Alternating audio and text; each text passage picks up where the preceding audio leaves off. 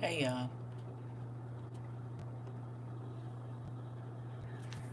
Oh, turn this on.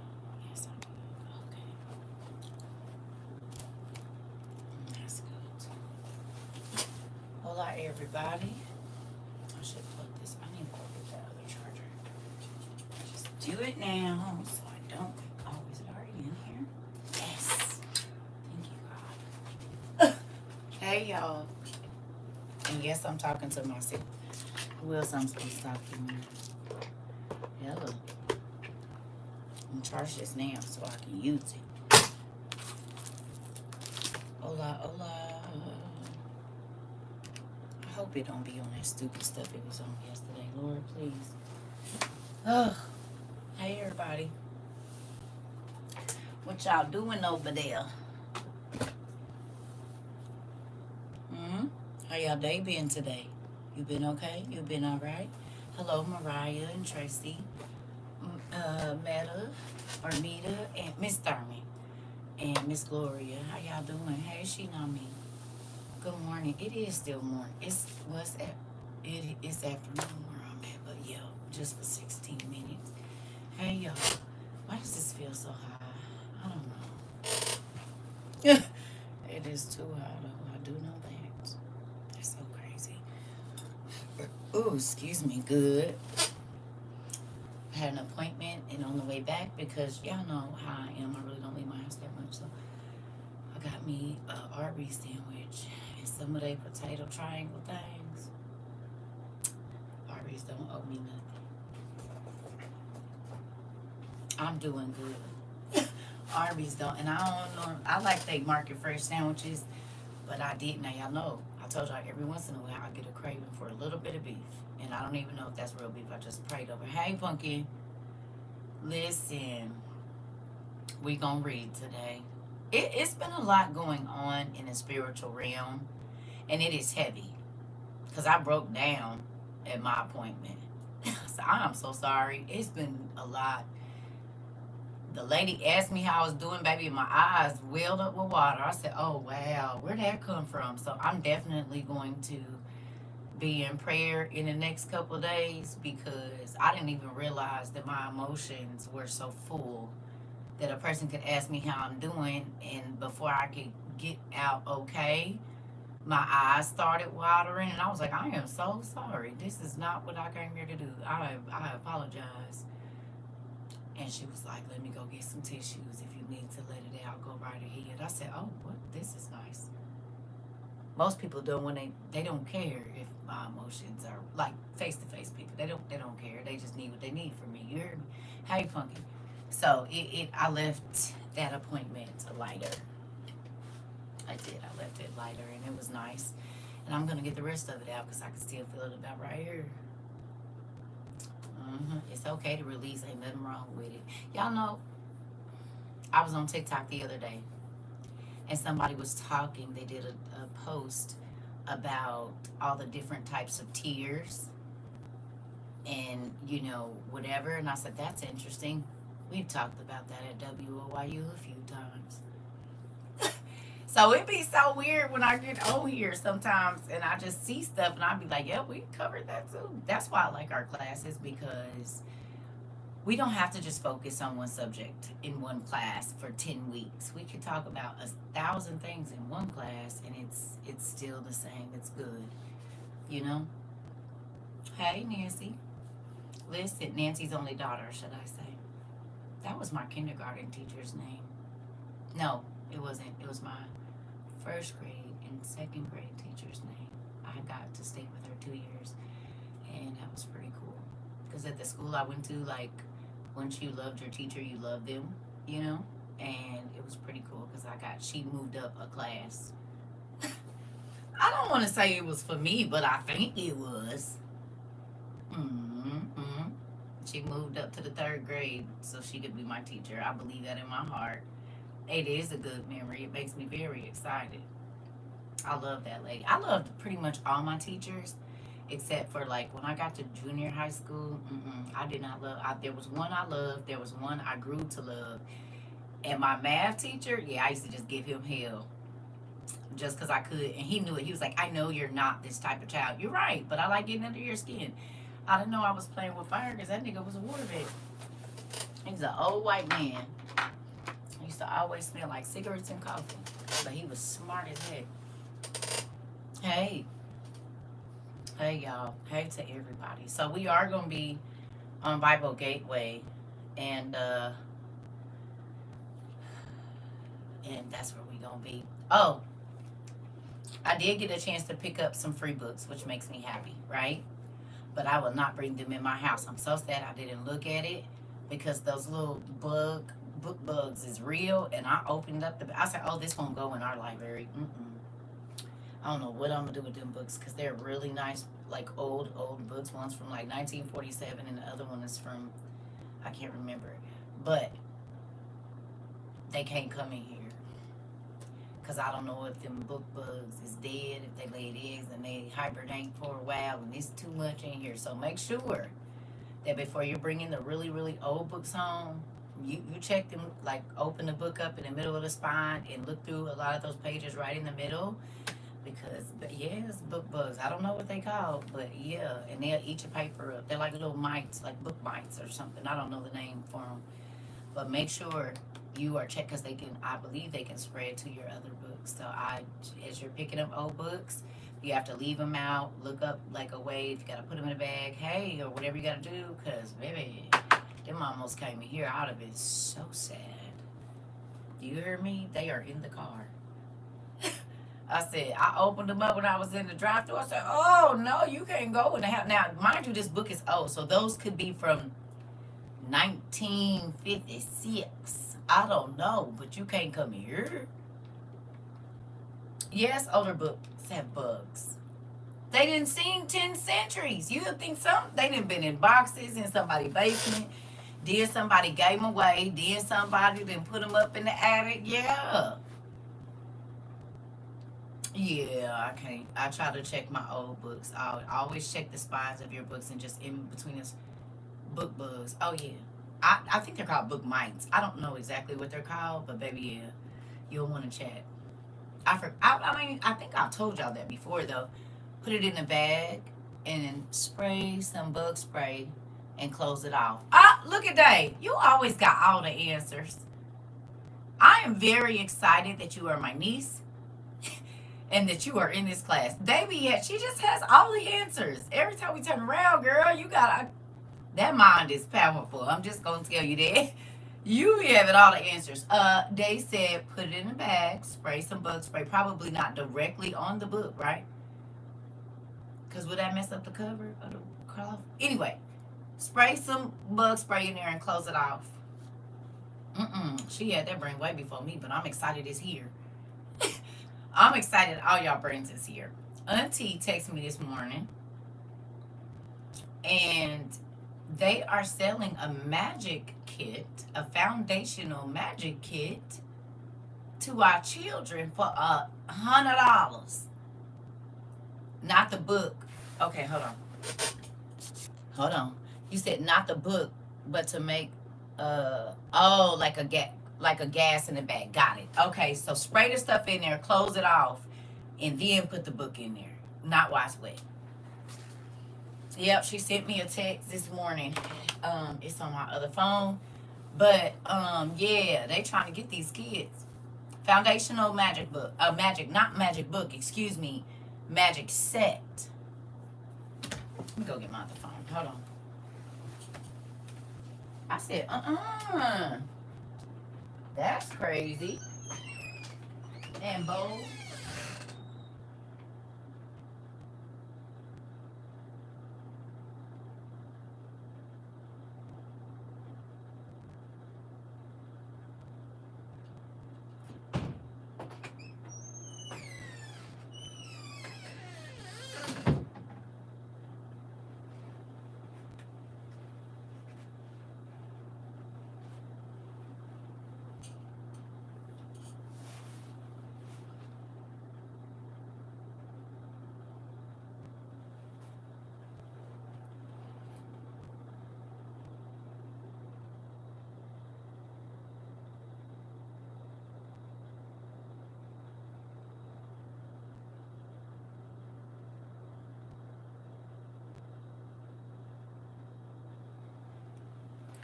It says Magic the Gathering Foundation's intro kit.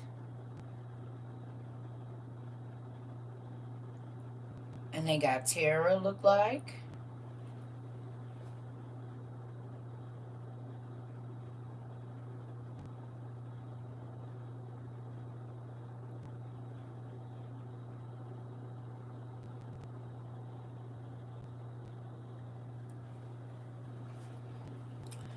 You said, I don't think my son is gonna get God. I tried to watch Harry Potter with him yesterday. He said, is that a witch and a giant?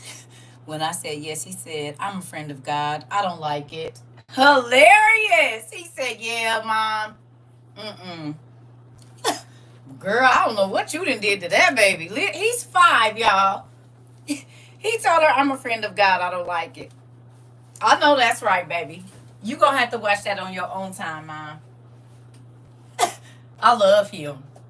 I love him. As a matter of fact, what's really crazy is I was asked what I do, and I was talking about well, not talking about him, but I was saying we even have 5-year-old students in our class that learn, and they be serious about this whole God thing. You understand me? And then for us to come in class, and it ain't even probably been 45 minutes since of course, I didn't say names or anything, but I was just saying, our classes, our students go from about 4 or 5 years old all the way up. So, and here he comes saying, auntie.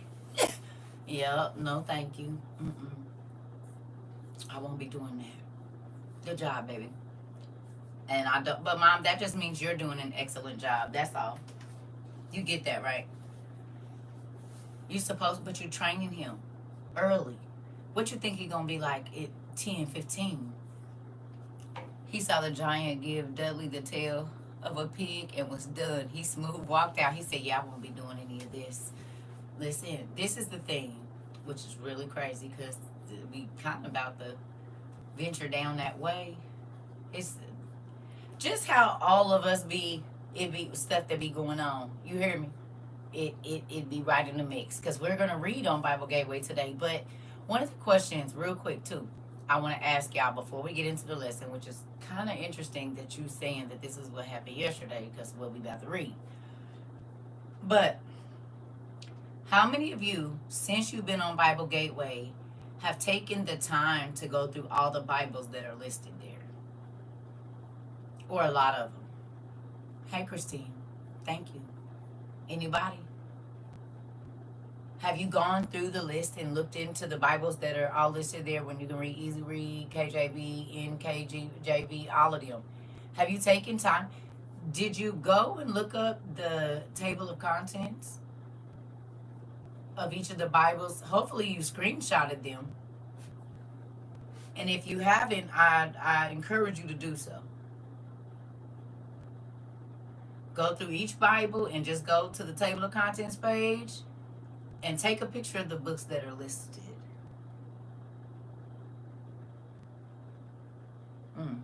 It's important because when people try to tell you you shouldn't read, right, what's in the Bible, this is an easy way for you to say, I am reading what's in the Bible. No, that's not in the Bible. It's in this Bible. And it's in this Bible. And it's in this Bible and this one. It's just not in yours.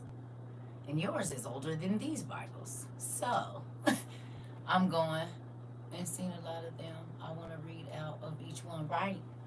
Definitely just start with the table of contents if you can, because then you know what you're looking for when you go in there. That's how I started looking for these other books. I told y'all I got I believe it's a New American Standard Bible or something at the Goodwill for free. And so I used to just buy all kind of Bibles so I could give them away. And I started looking in the table of contents. I said, wait a minute, these books ain't in our Bible. So then I was like, I'm not going to read that. And then it was like a light was on top of it saying, read me. Just read me for a little bit. Just look a little bit. Just read. Hello. And I said, well, I guess it's been here so I might as well listen. And then trying to get other people to read it, they was like, you don't need to be reading it. I said, but it's the Bible. They was like, nah, it ain't. I said, yeah, okay. Well, I'm going to go and keep reading it. And I'm happy I did, because it led me to all the other things that we studied, and it's been amazing. You can't be scared to step outside of what you already know and see something else. And that's the good thing about reading the Bible, because you always gonna see something you didn't see before, every single time. Every single time. So my nephew said he ain't fooling with nobody that's got pigtails and all of this old stuff. So I don't know how he gonna feel about this class. So you might wanna put him on a movie or something. I don't know, because we're going to the Good News translation of the Bible. Y'all ready? That's where we're going. And if y'all need a few minutes to find it, that's fine. But we're going to the Good News translation of the Bible. And since we go in here on sometimes my Bible gateway won't give me the word. Have to close and reopen it several times. Interesting. Do you be having too many windows and stuff open behind it? What about Gibeon?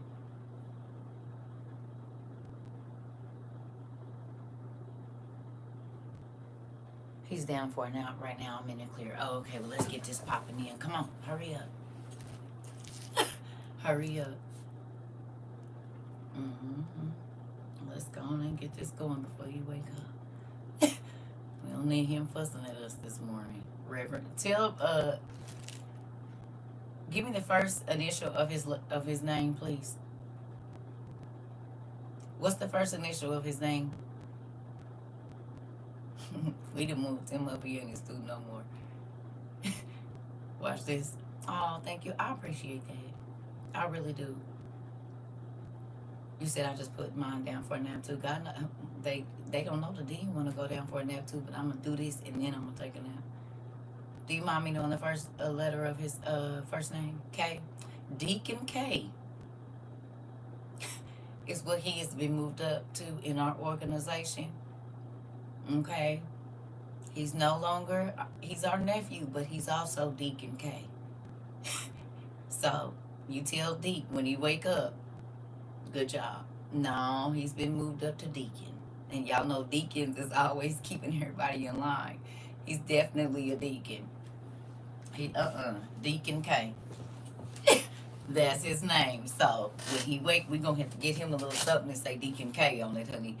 Listen, Deacon K don't come to play because he stay on his mama head. And sometimes it's teaching CERCA, and I think his grandma too. Yeah, we're going to call him Deacon K. That is his name from now on. Anytime we are talking about Miss Nicole's son, you will reference him as Deacon K, because that's who he is. See, my granddaddy was a deacon, baby. He's my granddaddy in a little body. I'm trying to tell you. We're going to call him Deacon K. That's going to be his name. That's if you he's been promoted, so there's that. And he's only 5, just so y'all know. Yeah, he be keeping everybody in line. You hear me? He said, get it popping. Do what you're supposed to do. Don't play. All right. So now, one other thing, okay? We've read this book before. We're going to read it again. I just would like to. It came to me today.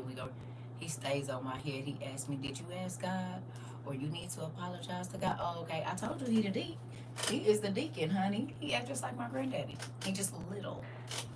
He's a little deacon. Well, actually, he's our only deacon. So there's that. He gonna be head of the deacon board in about 5 years. Don't worry about it. I was in a prayer library talking about piercings and wanted to ask if you were willing to speak on your own knowledge. Not right now.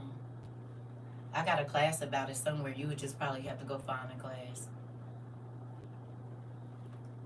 Yeah, not right now. I'm getting ready to teach something else. But I'm sure there's a video about it on YouTube somewhere.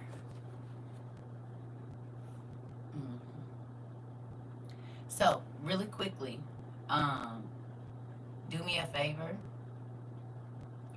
I want you to go to whatever normal version. Okay, tell me the version of the Bibles y'all read real quick. I want to do an experiment. On Bible Gateway, whatever Bible you normally read out of on there, I need you to open your app, go there, And in the search bar right there where we normally type in whatever book we're going for, like, you know, where it says Bible book list, or I'm sorry, passage, keyword, or topic there. And my granddaughter just got down for a nap class. She tired me too. Okay. Okay, KJV, NIV. Okay. Just open up your Bible Gateway app if you can. If you're at work, you know you don't have to. Okay. Good job. All right. I just wanted to know. Okay, good, good, good.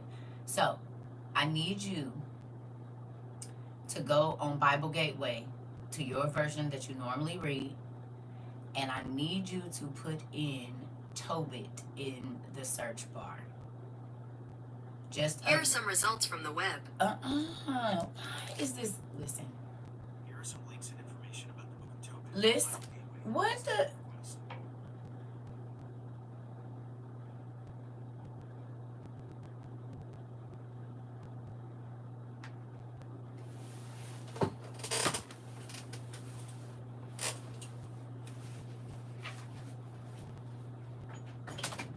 They be listening too dang hard, man.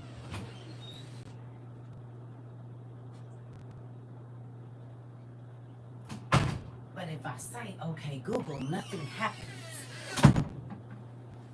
Nothing. Both of them came on. That was both of my phones. But if I say, okay, Google, nothing happens. Do you hear me? I can say, okay, Siri. Y'all see, nothing happen. But then when I get to talking about whatever's going on or information that a lot of people don't know about, then they pop up. I put both of them phones in here on the bed. Sorry if anybody call me, they're going to have to call me on here because I won't be seeing it until this class is over. I can't do that. That is starting to really get to me. The keywords, right? Right. Tobit didn't come up for NIV. Okay. Anybody else? So you just going to go on and get to it? You said yes, you did yesterday. It was crickets. I know. I'm telling you it don't. Okay, so back to the Bible though. You hit on it, T. Who else did Tobit come up in your version of the Bible? Tobit didn't come up in the Amplified. Okay, good job, Amber. Anybody else? Did Tobit come up? Tobit. It didn't come up for the ERV. Okay. It didn't come up for the NIV, ERV, or KJV. Thank you. Tobit didn't come up. It did show up in the NASB, okay. New American Standard Bible. Tobit came up for the Jerusalem Bible, okay. Okay, but I know, but that's not what we're doing. I need you to pay attention, honey.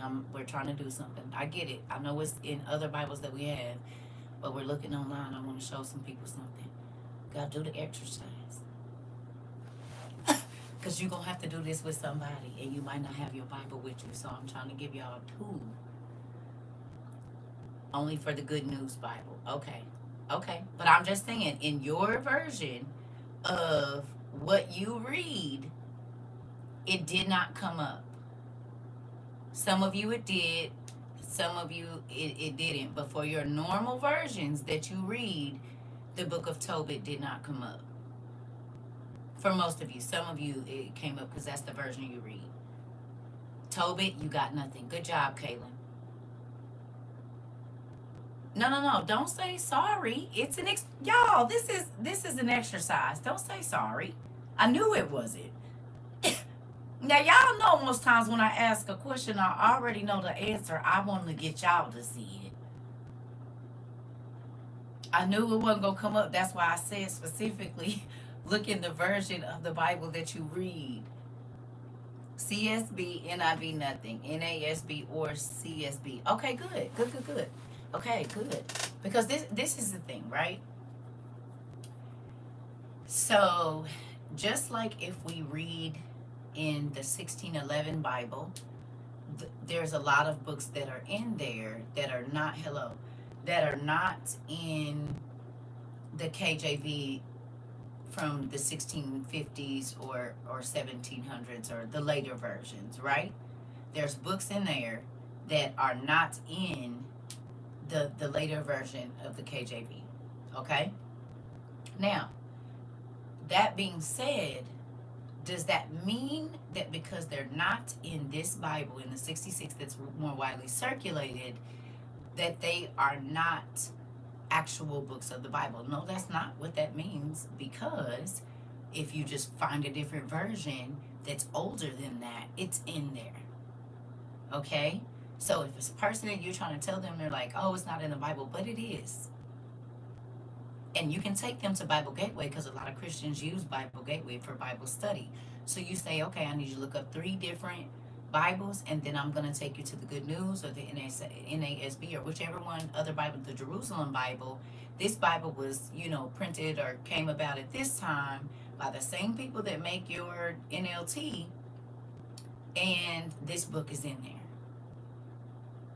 It's an important tool to cut the light bulb on for people that are so die hard about 66 books. You hear me?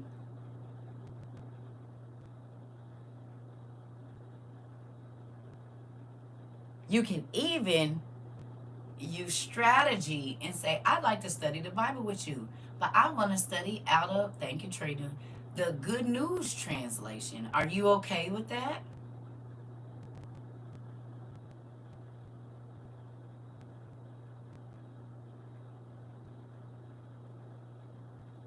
Oh, yeah, it don't matter. It's fine. Okay.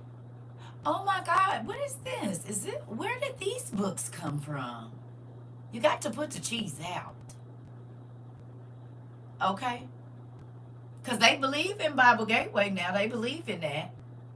So here you go. An easy tool to plant a seed of where these books come from. And well, I use this Bible Gateway, so I know it's real. And I know these Bibles is real. So where did this come from? Okay? To the people that are hardcore 66ers and you can't get them out of it, but they will read a Bible app and a Paula White book, you can go ahead and open them up to another version of the Bible that's right at their fingertips. They'll sneak and read it.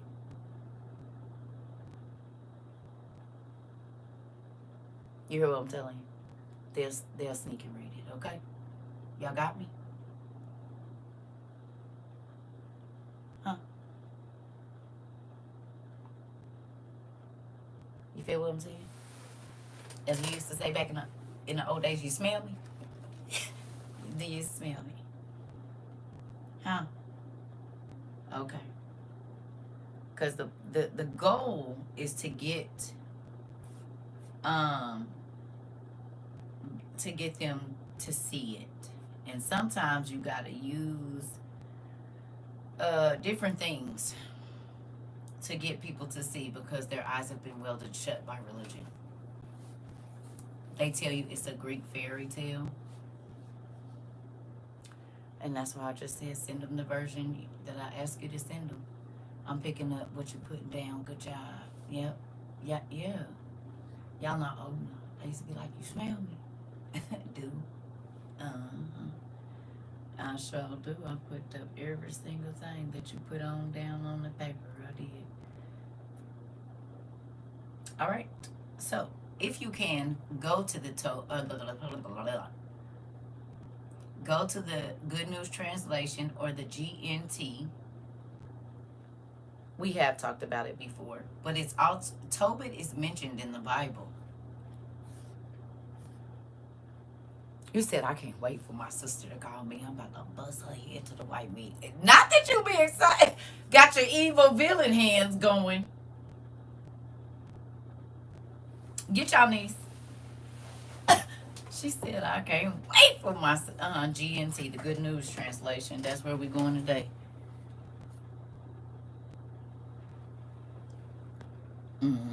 And I already know y'all do. I used to do it. I still be doing it now. What you mean? Let my brothers call me. I'm about to bust their head to the white meat. I'm telling you. And every time they just get real quiet. You said that Adam and Eve story was wild. Oh, you liked Adam and Eve? You liked it? It made your toes wiggle? The hook is in now. It's funny. I told the lady at my appointment to read the book of Adam and Eve. It's see, I'm putting hooks out everywhere. You hear me? I'm trying to catch me a lot of fish. You said yes, ma'am. Listen, just yesterday, my Blue Letter Bible app notified me that there was an update for the KJV. Interesting.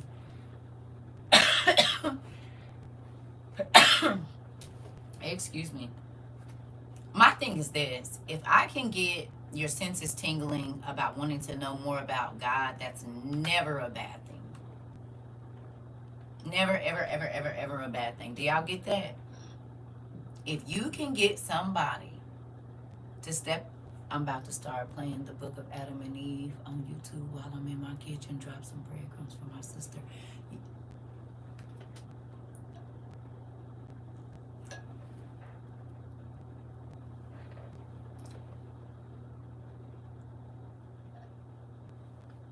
However you got to do it. Listen, we at war for the souls of our family members. You got to do what you got to do. Honey. Listen, I didn't. Y'all see all my antics.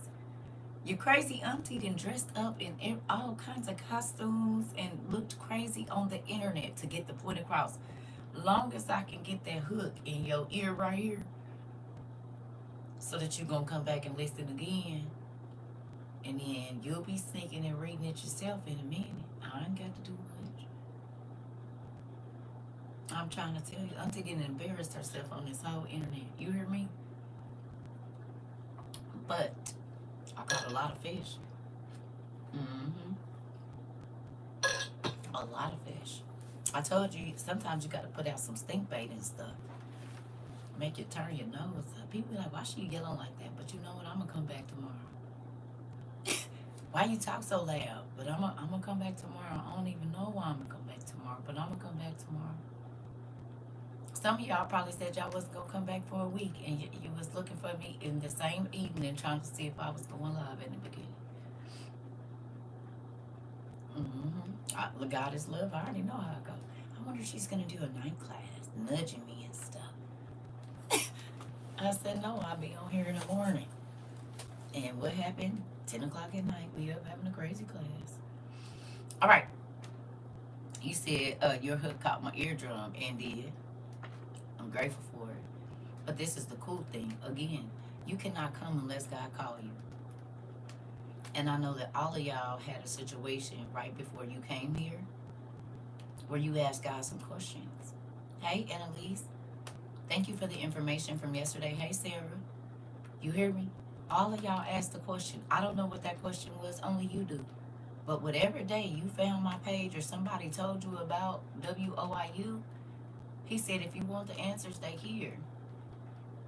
And I know for a fact that a lot of y'all questions, a lot of my questions been answered since I've been here. I had questions about all kind of stuff. Y'all telling y'all stories answered it for me. And then the different things that we've read and stuff like that. So I'm grateful. Very. Open the eyes in my heart, Lord. This part. Come on. In real life. It is very crazy. It is. So we are on Bible Gateway app in the Good News translation. You said what he was doing for the first 30 years? Who? Oh. Jesus? What he was doing for the first 30 years? I love your classes, but sometimes I have to watch the recording. Can't make it on the lives all the time. That's why we record. That's why we record. That's why when people say I missed class, but you didn't. The only way you miss class if you don't go watch the rewatch. That's the only way you miss class. Because if you go back and watch it, we count it as your present. You hear me? We count it as your present. So you said I've been watching your lives for at least a year and a half. Okay. So let me ask you a question. Has anything changed in your life since you've been watching my lives?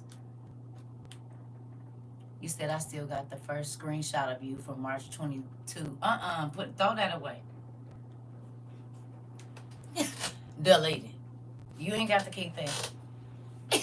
You do not have to keep it. I just, you know, that make me nervous. Think about it. That's why whenever I try to show stuff now, I'll be doing it like this. That's exactly why now when I be showing y'all stuff, I do it like this. Because once y'all told me y'all had all them screenshots and stuff, I said, that make me nervous. You said, yes, it has, and my life is getting better. That makes me happy. You said, yes, my phone is definitely full of screenshots. Right. Pictures make memories. They do. But sometimes it make me nervous to know that. I mean, how would you feel if just a whole bunch of people had random pictures of you that you don't even know they have, that you don't even know that they have? Well, how would that make you feel? Be honest. And I'm not saying like 10 people or 20 people. No, thousands and thousands and thousands of people. How would that make you feel? You'd just be all right? You gained clarity and community. Come on. Listen, you said now when I first started, the enemy was coming for me so bad. I was like, oh my God. I was trying to figure out why. Yeah. We was always working that volume button. But I kept coming back. Hilarious. 3 years strong. Yeah. Because remember I had got the little microphone things, and then I started taking y'all in the bathroom with me, and I was like, oh no, this is too much. We're not using these. And I love them, and I see everybody got them, and they still live here. But I forgot a couple of times and took y'all with me to the bathroom. And I was like, yeah, no. This is too much. I said, nope. I had from when you were teaching your in your living room, had to get all the books. That makes me excited, Rose. High five. Listen, and then somebody gonna say, yeah, she used to be on the balcony too. I did. I can't do it no more. I'll be so sad too.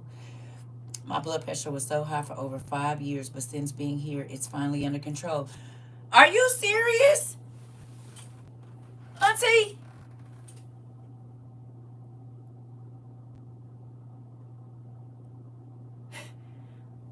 Because they knew they was about to say it. That's why they started laughing. I took y'all to the bathroom with me a few times. I was so sad too. Since joining this family, my household and I have gotten so much closer to Dad. That makes me excited. Did y'all hear what y'all auntie said? She said her blood pressure had not been under control for 5 years. And since being here, her blood pressure is under control. Listen. Yes, doctor told me I was doing good and lost weight. Clock it up till you said I'm about to go on and shimmy down and something. Put your little kittens on. We'll go ahead then. We got a few aunties that, yeah. I'm gonna step in some of them senior citizens places killing the game. You said what? It is. You said you taking notes on tissue paper and bookmarks. I still do that. I just put it's in here. Most of these books got toilet paper, whatever I have near. I still remember the first time I saw you put your dress up clothes on, drunk Noah for the win. I'm trying to tell you, I think that was the best one of the best ones, baby girl. I honestly do. That and the one with Balaam the donkey. It's a few of them, and see, I don't go back because I be like, girl, you look crazy, right? And because they're never really planned for the most part, it'll something. But I don't be wanting to fight in this closet. I'll be wanting to get back in here. I probably will just move them out here, but it's a lot of them. But I look back and I am very grateful for being able to bring to life. They are so fun. They are. You said you don't look crazy at all. I do. Queen got pictures. I'm going to tell you the craziest one. I said, she did not have to take this. And I'm going to show y'all every time because why? That's how you know she's my sister for real, because sisters is always taking pictures that you don't want them to take and posting them. I watch my daughters do it all the time. And y'all sister and cousin and auntie Queen, she could have kept this picture out. This one right here. When I was Ursula, she didn't have to do that one. Do you see my stomach and my face? I just look all crazy. I think my eyes is crossed. I don't even know. This one. Right here. She could have kept that one out of the thing. All the other ones. This is the one she should have left out. And I'm a reminder of it every single time that, I'm grateful for this. But this one right here, you could have left out. All the other ones, me being a tree, Me being Esther, I don't know what was going on right here. I'm sure it was a biblical story. All the others. I was a soldier in there. I was Indiana Jones, you know? Not this one. So this is why I be nervous, because y'all be having these kind of pictures in y'all phones. These. And that's why I'll be like, no, just delete it. It's fine. It's You don't even have to keep that. Don't do it. The Ursula was hilarious. Listen, singing and dancing. We had a good time. You said, why was I thinking about that time? Listen, I'm really excited because we do so many, like, we've had so many classes. There's no way I could even remember them all. I just kind of remember the content in the classes. Since coming here, I found myself looking at invisible heavenly camera, notebook and angel, the office style, like, Dad, did you see that, baby? Quick to say, did you see that? You saw what I did? Oh, okay. I know if people could, like, if a camera followed me around, people would probably think I'm crazy as much as I talk to him like he's actually right here, because he is. Even though you can't see him, that don't mean nothing. He said he gonna go before me, he gonna walk beside, he gonna be right here. And who else I'm gonna talk to? What you mean? You said, listen, this collage is amazing. And I'm grateful because there's a lot of stuff that I didn't remember. And so when I walk down my hallway and I see this, I smile, especially if I'm not just running down the hallway. This gets a lot of action in my house. And it's because it's memories that this is showing how our school grew, you know, all the different things that it's just, this place makes you full. And I'm grateful for it. It really does. Like, you really do feel fulfilled. And I'm not just saying because I'm the dean. We, all of us as a collective together, we make, it's a warm and fuzzy place over here. You said, and I love y'all too. You said, or the Vashti. Ooh, dress from the Esther story. We be having time over here. We do. We do. I remember the outside classes and I said, no, I'm not coming back. This lady is in my business. Not all the way in Africa. It was. And Elise said, this lady all the way in the United States in my business. I won't be coming back. And you been here how long, girl? 2-3 years. Come on. You said you understood your assignment, Auntie. Listen, I'm grateful for it. And without you all, this could not have been the most amazing place on the internet. Do you hear me? The fact that kids can, you said warm, fuzzy with the side of whiplash, do. Wait a minute, hold on. Wait a minute, why you hit your brakes like that? Cool out now. You hear me? But if you make learning fun and chastisement, not that people don't get chastised here, but it's not by me.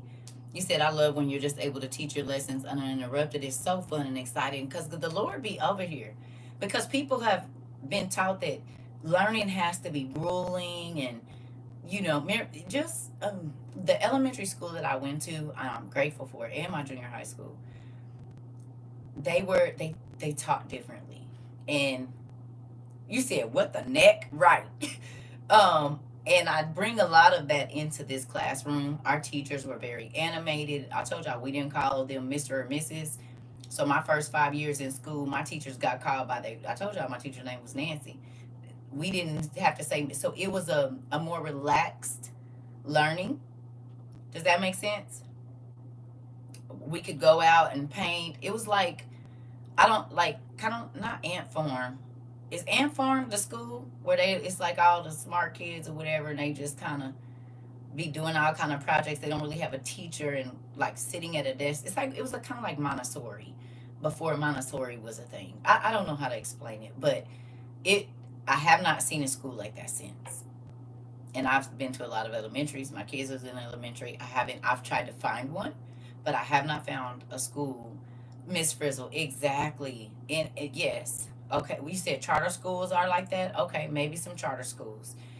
But I try to bring that same learning style in here because if you don't feel pressured to learn, and if you don't feel like you have to be the smartest in the class, guess what happens? You absorb more.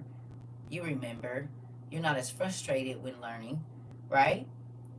It's a true thing. The more relaxed you are, the more at ease you are, the more your mind will remember. So y'all remember stories that couldn't even tell when we read it? You'd be like, I don't even know how I know this, but I'm telling you, it's in there. I can't tell you where I read it because I read a lot, but it's real, right? That's what's going on. But if I would have came in here yelling, and I mean, I do yell, but in a different note of, you need to memorize and all of this, y'all would have been like, bloop. Or even if you stay for just the information, I don't believe that we would absorb as much as we do. Because it's so hard to think about. You said I'll go through that. Listen, it's so hard uh, to to learn when you're stressed or when it's tension and all of that. So if we relax, we make it fun, you know, do a couple skits here and there whenever Circa ain't gonna sweat to death because of this menopause. All of those things matter. The games we play, the experiences, the exercises that we do with the board, all of that stuff is why you all have skyrocketed in your learning, in just everything. Everything. I've been buying my son some more Montessori style learning stuff. I bought him those math drill counting hands, and he had so much fun in math today. He didn't want to stop. Yep, yep. I'm trying to tell you, Pumpkin, buy him as much Montessori stuff as you can because it works. When you don't make learning grueling, baby, they'll absorb everything. Yes, making learning fun. Listen, that's why I told you, like, with the older kids that's doing their fractions and stuff, they need to be baking and cooking like crazy. That's gonna teach them all their fractions and teach them how to cook for you. It's a twofer. I'm telling you. I'm telling you, it's a different style, and it's less frustration on you because they want to learn, they want to do it right, instead of sitting there, fussing at them because this really don't make no sense. You make everything very relatable and break things all the way down. Unique experience you can't duplicate. I love it here. Sarah, I love you. I love y'all. Listen, that's why I said, because we all know what's coming. But for God to allow us to grow together the way that He has in the last years, I would like, this is like, I don't even have words for what has happened here. You know what I mean? Like, we know it's about to be bad, but for Him to give us such grace and mercy, to let us laugh and cry together, just everything that we've experienced, the babies being born, the marriages, the divorces, because those can be good too. I appreciate your teaching and this community every day. I'm grateful that God put us together, and I'm going to continue to say that because He didn't have to. I never had this learning method, but I love it. I get excited for class. Me too. Me too. Because it makes anything you read come up off the page. You can't even read medical journals right now and be bored with it. There is nothing that you will read probably that you will be bored with because you're going to tear it apart, picking it apart and figuring out all the definitions of everything and what connects to this, and then it's going to lead you. There's nothing that you read that's boring 9 times out of 10. Because then you always understand, I can't just take what's right here. I got to go deeper and figure out what else is in here.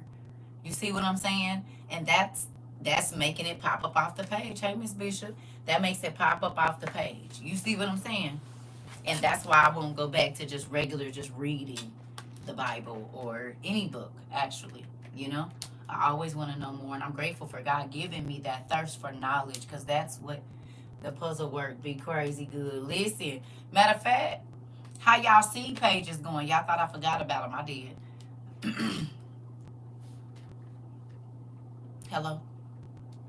Remember the last couple assignments we did with the seeds? And then you was seeing what seeds was planted. How did those exercises go? Y'all thought I forgot. I did forget, but I'm remembering right now. Very true. I accept nothing at face value now, and I think critically way more. Come on, Kid Joy. That makes me excited. Come on. Come on. Listen, as long as your mind changed since you've been here for the better, That's all I was asking for when y'all came over here. And I say, hey, I'm not trying to tell you what to do. I just want to put some stuff in front of you. And if you like it, you like it. If you don't, throw it off. Throw it off the plate. But if it's anything you like over here, I want you to go deeper in looking into it. You hear me, Auntie? I took up the whole page, but it gave me clarity. Come on. I know what to work on and change. Come on, baby girl. Come on, Niecy Poo. That's what I'm talking about. Indeed. Yes. You said, good afternoon, Jay. It said I had no idea how watered down I was before coming here, just pretending and going through the motions. Now I grew a real deep relationship with God being here. Come on, come on, come on. I think everything is a sign now. Good. At least you're paying attention. I still talk about the age. You said I still talk about the age thermometer. Uh-oh, uh-oh, uh-oh, uh-oh. Mm-mm. So all of these different experiences, they help you see the world clearer, or life is not so black and white anymore. Definitely, I don't think the same. Praise God. I'm so grateful He led me to you. Listen, this is the thing. He led us to each other. But do you realize this is how it's supposed to be? He said, yeah, he said, help me. Set healthy and non-budging boundaries. Come on.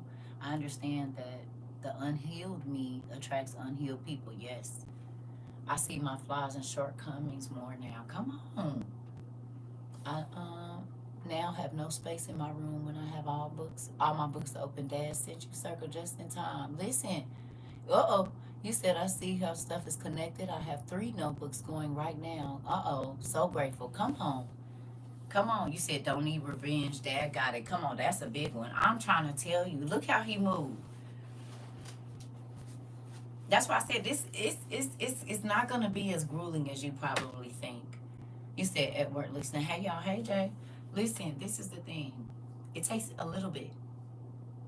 If you do a little bit every day, little journaling, little reading, before you know it, it becomes your life. You said, and I just thank God for the revelation of me. The change can't happen unless I understand what needs to be changed. Uh-oh, come on. That part. My son now even want to read from the Adams chart. Come on, Annalise. And y'all can go to some of the places. That's the crazy thing. You live where a lot of this stuff happened. I'm gonna need y'all to look up all the names and go take some pictures of some places, because you are literally where a lot of this stuff happened. That's crazy. My home library has grown so much. It makes me excited. Ooh, I'm struggling with fasting, but I'm gonna attempt to do a 3-day fast soon. I can do it. You can. Have you? Okay, I'm gonna let you do that. All right. I was just gonna say, don't push yourself. God will lead you when it's and your body will do what it's supposed to do. Okay. And I'm not saying if He's telling you to do it, then do it. But don't make it be a thing of you know what I'm saying? Make sure you feel led to fast, okay? Because there might be something that He wants you to research or study prior to the fast so that you know why you're fasting. Because you're not just fasting to be fasting. When you're fasting to get an answer. Okay. Okay. I have so many books that I have to find room to put new.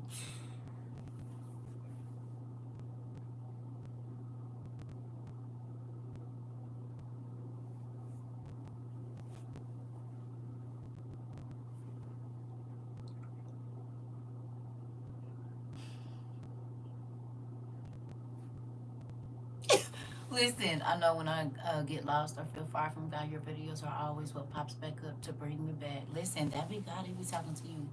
Correct. Yes, I love the seeds that He planted along the way as you learn. Come on, the journaling has been a lifesaver. I tell everyone to write and be grateful every day to God. Write.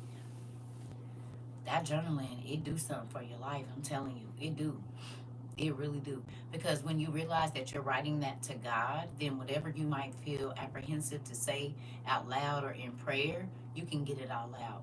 He can read your mind. So whether you write it, sing it, painted. He knows exactly what you were thinking when you did it. My love for reading and history has come back through getting in my Bible. My desires are changing for more. Come on. This part, you said scrambling for a new book space. Uh-oh, books and food for me. That's what I have to move now. That part, things that are of substance. That makes me excited, y'all. It really do. It really does. All right, so we are gonna be in the book of Tobit on the Good News translate in the blah, blah, blah. We're gonna be on Bible Gateway. The version of the Bible is the GNT, Goat Nancy Terrell. Okay, we are gonna be in the GNT version of the Bible. I need you to go there. You said I struggle with depression real bad. I'm very grateful.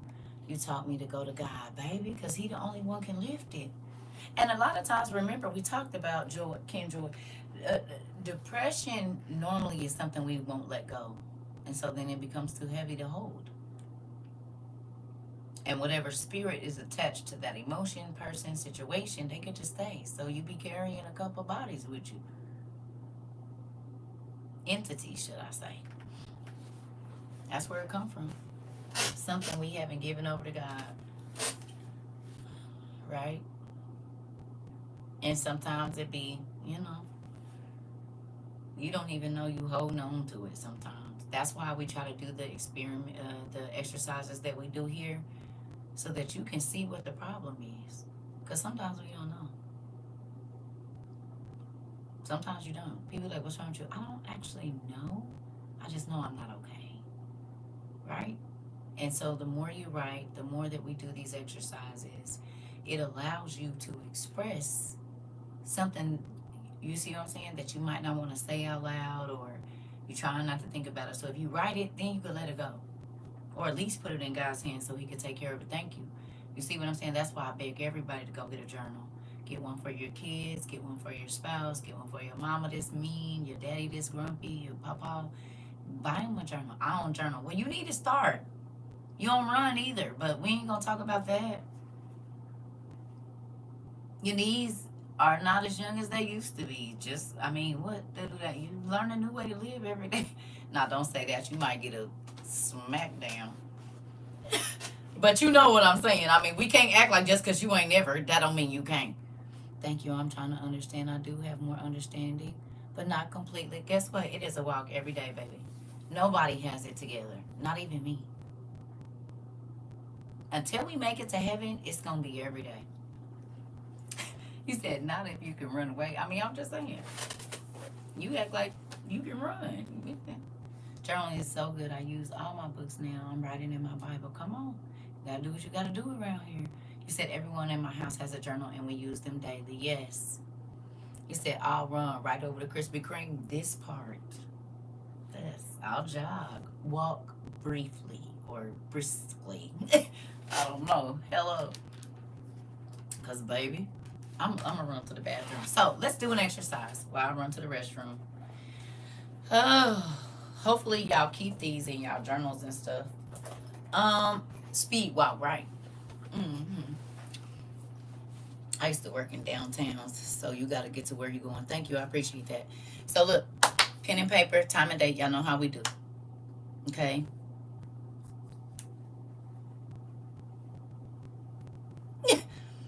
I want you, excuse me, to write down the names or situations of people, and I don't care if it was one person or one situation, where you have been able to take what you learned here and either help somebody see, understand, grow, whatever it is. Whether it don't have to be biblical, it could be any of our experiences. Don't write it here. I want to see what seeds you've sown, but I want you to see also, because sometimes we forget. So think all the way back to maybe when you first started here, and there was people that wouldn't even look at it. They wouldn't listen, and maybe now they're open.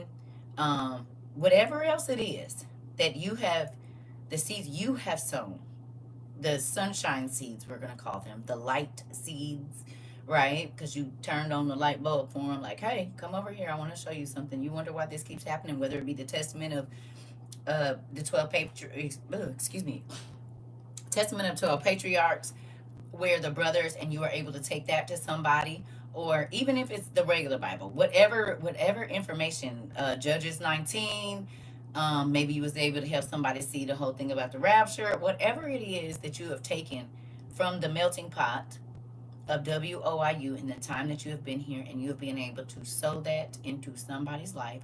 You don't have to write down their name. If you don't remember, you say lady at the store, person at the gas station, the lady on the plane, wherever. Just make some notes about the garden that you have been planting, right? The seeds that you have been sowing, and not forcing into somebody's, forcing it down their throat, but the people that have you could see the light bulb come on when you was talking to them. You know what I mean? And they might come back and ask questions if you still talk to them or whatever else it is. But if you've seen other people's lives change because of what you learned here, I would like for you to write that down and how you used it, because this is your playbook for your ministry. I brought my books to work and had them read the study we had Monday. Come on. That part, Marie. That part. That part. You hear me? So you right, however many people was there for that Bible study, that's how many seeds you sowed that day. Just on one day. Just on one day. If you have anybody that inbox you on your other social media about something that you posted, scriptures, whatever else it is, okay. Well, that's 5 seeds. This go on your journal though. Not here, but thank you. Because I want you to be able to go back and see what it is that you have done for God's kingdom. Because sometimes we just get in a day to day to day to day to day, right? And we don't think about the energy that we push out. Because y'all take in class, right? We take in, all of us take in, we take in, we take in. But y'all turn around and spew that, whether it be your husband. You've seen your husband or your wife, be more interested. There's a lot of things that we've learned here. Even with medicine, if you were able to help somebody see that their medicine was causing them to be sick, and however, just whatever it is that you have sown that helped somebody else understand. And of course, there's no way you can remember. We've been here 3 years with all of them, but just jot that down, because sometimes we don't even realize how hard we be working for Dad too. And sometimes it might not seem like you're doing a lot, but you be doing a lot. The devil's always going to make it you feel like just talking to one person, that ain't nothing. Oh, it's huge, because that one person might go tell 10, that 10 might go tell 20, that 20 might go tell 200. You never know. So one seed can grow a lot of stuff. Okay? So I'll be right back.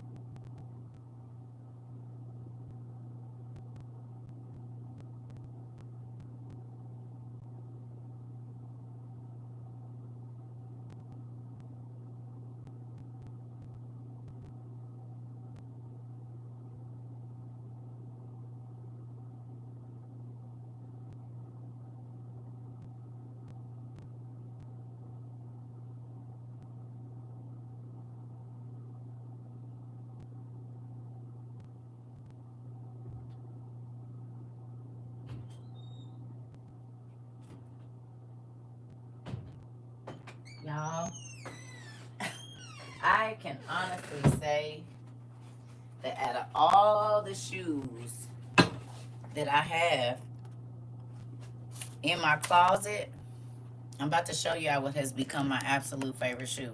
I wear it with stuff it don't even match with. Do you hear me? I wore them today. Y'all done seen them before. But Miss Rhodes, I don't know how you did it.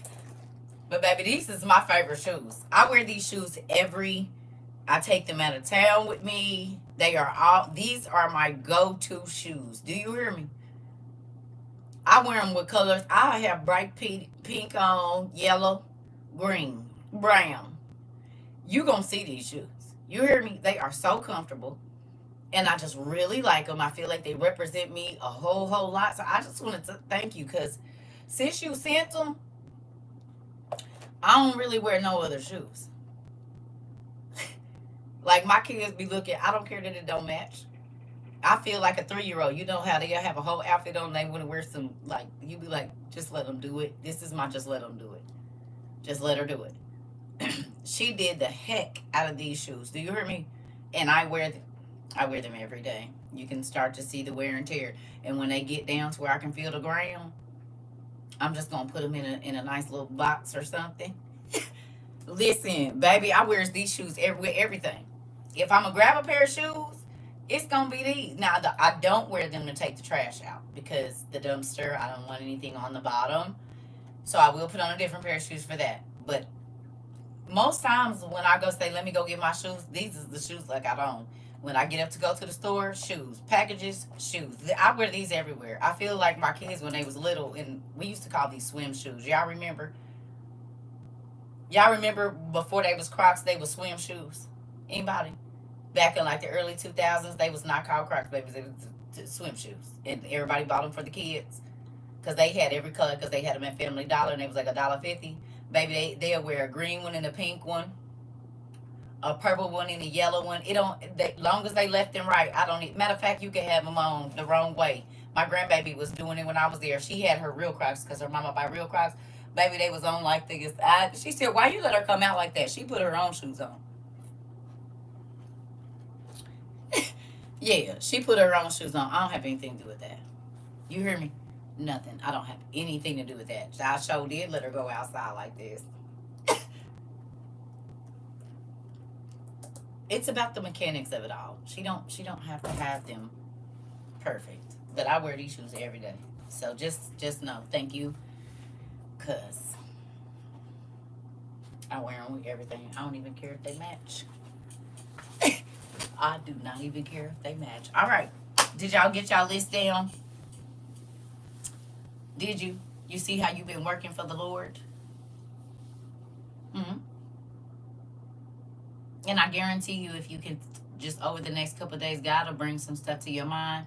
Y'all do realize giving to the homeless, buying somebody something to eat, all of the things that you got yellow ones. She did you some yellow ones, girl. I wear mine every day. You hear me? Every day. Every single day. It's very few days that I don't put these on my feet. When I go make my coffee, I put these on. I'm trying to tell you, they didn't became my house outside shoes. Only thing I don't use them to do is take out the trash because I don't want that on the bottom of them. But everything else, go get gas. I got these shoes on. You heard me? I love these shoes. They're my favorite pair of shoes right now. So, with that, all the kind deeds, and it's not to brag or anything like that, but I also want you to see if you are not a giving person or a kind person or a person that had patience, when you go back and you look at the seeds that you've sown, you realize God grew something in you. Hello? Did you hear me? As soon as you sowed that seed into another person, God grew something in you. If you are telling me that in the time that you've been in WRU that you have changed, it's because of the seeds that you sowed. You wanted to help somebody else understand, God gave you more understanding. You learned to live a wiser way to be, God gave you more wisdom. You showed somebody, hey, you probably don't want to do that. So when you see the seeds that you've sown into other people's lives, then I want you to go back and tell me what God sowed in your life that has to do with the seed that you sowed in somebody else's. Because you're not a better giver than God, and whatever that is, time, effort, help, whatever it is, none of us are. So hopefully your list of the seeds that you've sown into people's lives that we just did the exercise, you go back later on today or whenever and find out what it is that he grew in your life because of the seed that you sowed there. Can y'all do that for me? Hmm?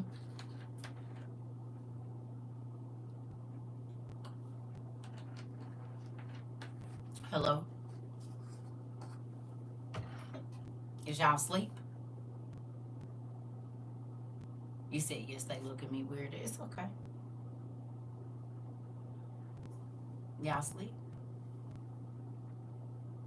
Okay. We ain't done yet. We about to read, but I just wanted to. Okay. So if you have a person that feels like they're insignificant, y'all know this is always a twofer. This is technically a threefer. Okay. You know how we all got a friend that's always, they wish they was better at this, they wish they was better at that, right? We all have that friend.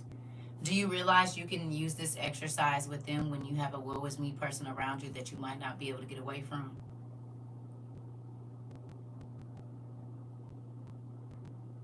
We all got a woe is me family member, friend, person at work, and they're, I never do good at anything, and da da da da da da da. Okay, this exercise will work for them. So you can get them looking at the great things that they do add to people's lives, and they stop thinking about what somebody else told them wasn't valuable about them. Because they valuable to God and his kingdom if we could just get them thinking in the right direction. Hmm.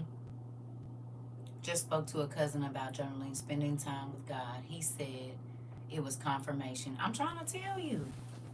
I'm trying to tell you. It's the little things that matter. It's the little things that matter. I'm trying to tell you. It's the little things. These little exercises get people thinking in a different way. You know? So once you see what you sowed and see what God grew in you, right? Then you're able to help other people see without tearing them down what's important, what's amazing about them, some of their not so nice qualities, but this opens up a door for you to move in a way that's not abrasive. Does that make sense? Huh? You can use this with your kids. If they feel like they're always failing at things, your spouse, this can work for a lot of people in real life.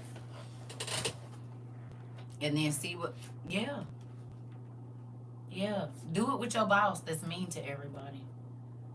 Okay? Yeah, it worked for a lot of people. All right. So we are at Tobit, verse 1, in Tobit, chapter 1, verse 1, in the Good News Translation Bible. I'm about to turn this light off, y'all. I'm sorry. During the day, I don't be needing this on, and the other days, if y'all notice, I ain't been using it, and my eyes don't be as tired. So there's that. I'm sorry it's dark in here, but it's better for my eyes because they're not straining all day. At this light, that light, this light, that light. Okay, y'all ready? And I'm sorry it's darker, but it is what it is. This is what we doing. Okay, it says, I am Tobit, and this is the story of my life. My father was Tobiel. My grandfather was Aniel. I believe that's how you say that. Aniel. And my great grandfather was Aduel. Aduel's father was Gabiel. His grandfather was Raphael. Now, before we get going,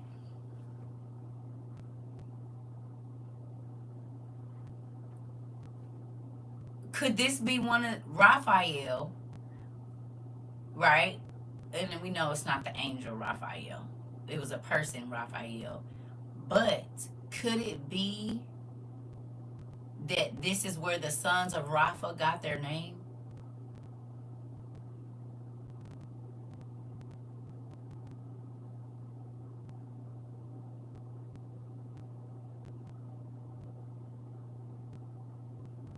right? Because we know that they were, the lines came. We know Cain got into Seth's line, his daughters and stuff, and they start intermarrying and different things like that. We know the angels did. So just thinking about that, because watch and see where he gonna be. And then just think about our studies, okay? All the things that we've studied, the places, just think as we're reading this, bring, call from your memory. Right, auntie. Right. You picked it right, auntie. Right. And I was reading this when you texted me this morning. This is what I was reading before I had to go to my appointment. This is what I was reading when you text me. That's why I was like, nah, she right. Wait a minute, because we about to. Okay. The question that I want you to write on your paper today is, why do they want us? Time and dated. The question today is, why do they want us? And we're going to talk about who the they is in a little bit. But why do they want us? Okay? Can you write that on the top of your paper? That's our subject matter for today. And I really don't normally do those, but we do questions. We do have questions. It's just an old map. So you back today, huh?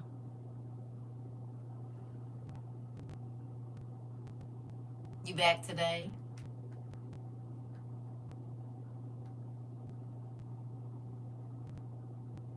Oh, okay. Moving on. Here we go.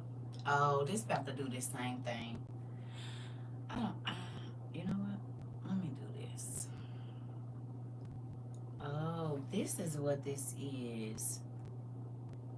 That's what that was. It was some kind of security protection thing. Why is that even on here?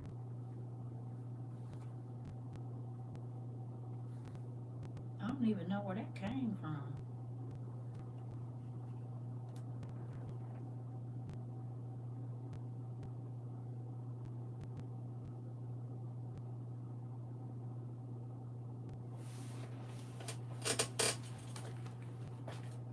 For the new people.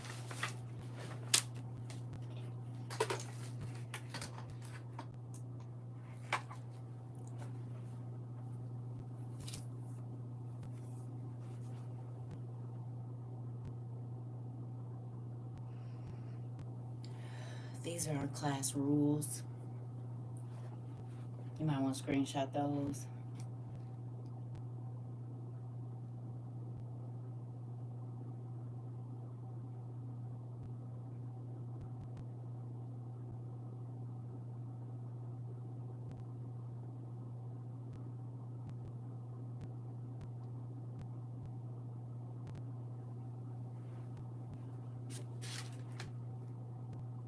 So,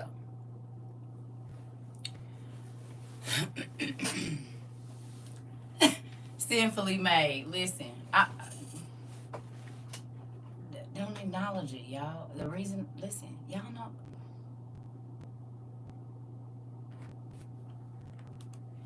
It's a real person. But that's how they, yeah. See? Y'all know what we do with them kind of people. Ain't nothing changed. Moving on. Okay, back to what I was saying. Here we go. So,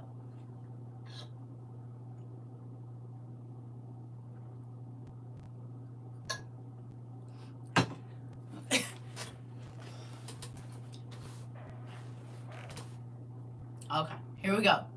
So, oh yeah, you have to. Because see, this is the thing. Anywhere you give energy, it flows freely. And energy flows in a current. And so where we gonna focus our energy is on the stuff that's been working. And we gonna leave the people that are starved for attention and they don't feel valuable in their real life. And so they come to the internet and try to get attention. We talk about this all the time. We see these people all the time. And so then we just don't funnel energy into people that don't feel like they matter in their real life. We just leave them where they at. eventually they grow. But if they don't, you see 1,000 cars every day. You don't go running in behind every one of them. Okay. Um, so, moving on. All right. All right. So it says his grandfather was Raphael and his great grandfather was Regel, who belonged to the clan of Asiel or Aziel. Can you go look up Aziel for me? Asiel or Aziel? Can you go look it up for me, please?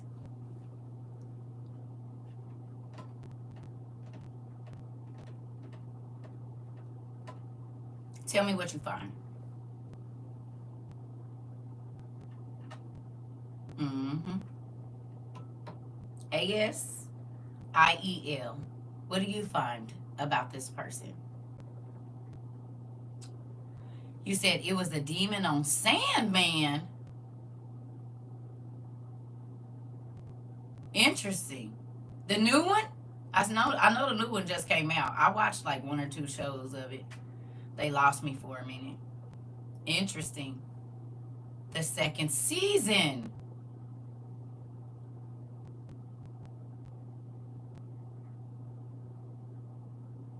Anything in our ancient history about him?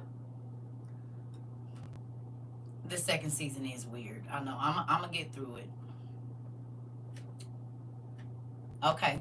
Meaning created by God. Interesting. Yeah. We still in the first chapter. We still in the first two verses.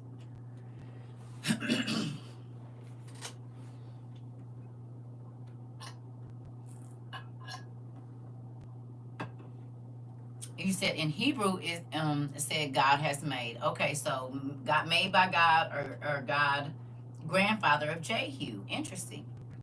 Okay. Created by God or God has made. Interesting. Mm-hmm.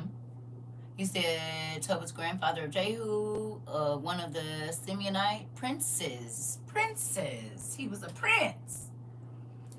Aziel is a Levite musician in the Chronicles 15 and 20. He was one of the harp players selected by King David to accompany the Ark of the Covenant as it was moved to Jerusalem, also known as Jaziel. Interesting. And we know they moved the A's. Oh, okay. Achiel, former human turned archdemon in the Chaldean elector of hell. Interesting. So you see the different spellings. We done seen Aciel, Asiel, Aziel. Did we see a different one over here? You said, "Wow, me and my husband watched The Night's War, and the main character was named that, and he works with the light." Interesting.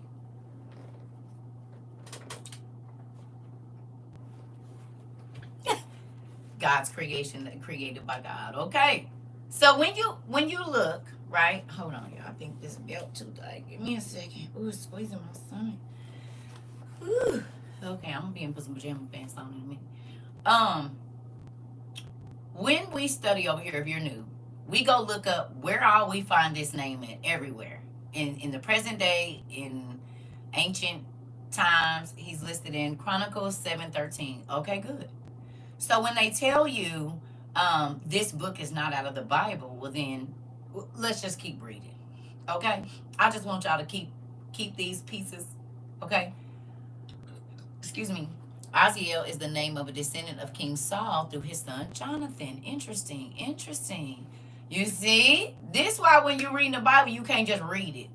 You need to go and look up some stuff. And we got some more stuff to look up, so come on. Because we done read Tobit before, but we didn't go through it like this. Some of you probably already have, but we're going to do it like this today. Okay, here we go. He said, a part of the tribe of Naphtali. Now, here we go. Was Naphtali a giant?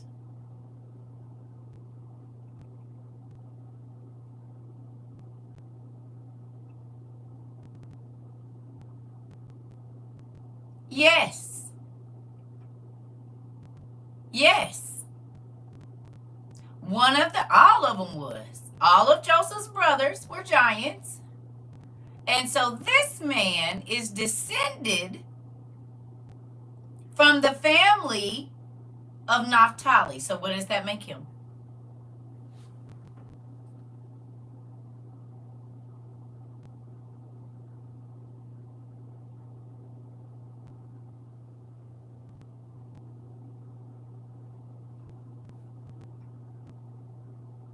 Okay. I just want to see if y'all see what I see. And other people would think that's not him. Y'all, when I say they keep kicking me out, where is going? You know what? I have no idea of why this thing is doing this. But it is like it'll sit on this page as long as this is so crazy. I might have to use my phone, which is gonna make me real, real sad, but we gonna do what we gonna do. Okay. You know what? I don't know what's going on right here, but I think something, I don't know. It's just weird that that's happening. But remember I told y'all my phone spazzed out after I got off of here. So it is what it is. It is doing it again. Right. What is this? Goodness gracious. I don't know. Come on. Come on. The power went out? Yours keep kicking you out. The power went out. Where you at? Y'all, they do not want us to talk about this stuff. You see, Auntie, I had to go put both my phones in there on the bed. Can't even have them in here when I'm teaching no more. Interesting. Okay, be safe, Miss Lady. Please. You got your survival stuff? Ready? Achiel or Asiel, formerly known as Isham, is a former human turned archdemon and elector of hell. Interesting. Interesting. It's always something strange going on when I come in your class. Yeah. I had to disconnect from the Wi-Fi. Class kept glitching. And y'all don't believe they over here. Mine stops, and when it starts back up, it's laggy. It took the message away. All messages are blocked.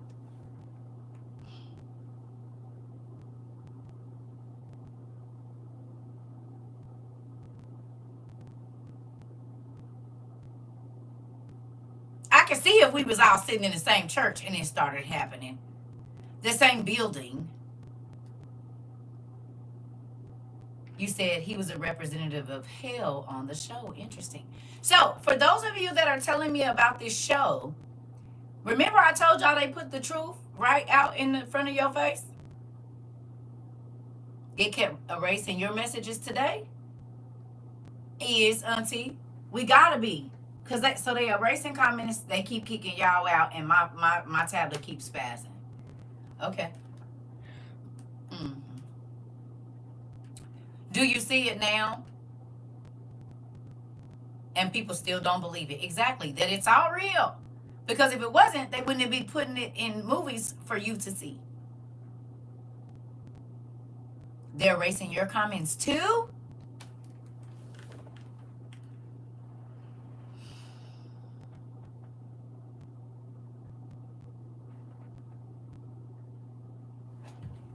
The other day, it would only let me comment so many words I couldn't even tell you. Interesting. They removed context out of one of my phones. Oh, okay. So y'all see what's happening. His name is spelled Jaziel in First Chronicles 7:13. Interesting. So even in the Bible, his name has different spellings. In the KJV, you're telling me he has different. It's spelled differently, and now it's lagging.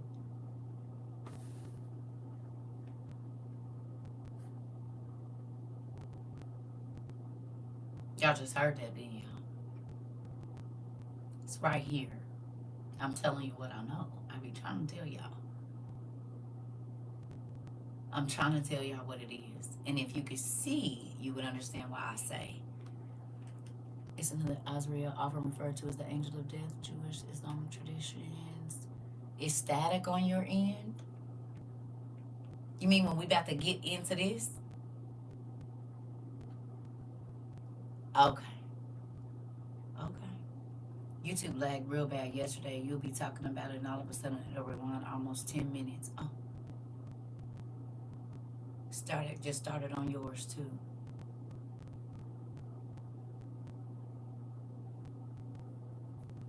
I hope y'all believe me now. Yours freezes a lot. Interesting. Interesting. You had to go out and come back in, no sound, but see your mouth moving. Interesting. They even read our screenshot categorizing them. Oh yeah, I saw that. They don't really want us talking about this. They don't. They don't, because we gonna read it anyway. You said being believed, you just didn't think they'll keep it up this long. Girl, do y'all understand that I am viewed as a... Well, we'll talk about it. Moving on. Here we go. We talked about a list that they used to have, and you can't really find the list no more. But it's again, when people can get masses of people to do certain things, especially buying power, they paying attention. Yeah, let's get to it. We know they here. Well, hey y'all, come in class, do what you need to do. You go to the back though, because we really don't be fooling with them kind of people. But you could come back to the back if you want to. Go out and come back in, y'all. Okay, here we go. So we understand that Tobit is a descendant of Napali, who was a giant. I just had to jump on and say yesterday my phone was echoing really bad on TikTok and came over here for a minute. The echoing was 3 voices. Gotta go. Prayers up. Okay, Miss Ida, we hope you have a good day. Thank you. I'm trying to tell you. I be trying to tell y'all what it is. It's real out here. We are fighting against the principalities. And if this is angel intelligence that we are on, who y'all think interfering with it? We're literally on angel intelligence right now. This is what we on. Because the fallen angels taught men to put the rocks together and put all this stuff together so that they could communicate around the world. What are we doing? Spirit's been bringing static to the TV, to the phone. Voices coming through there. This is not new. They just found a new avenue to be able to do it. Because it's always when our classes get real good that starts to happen, where they don't let you comment, where they don't let y'all put words up. And this is the crazy thing. They're counting the comments.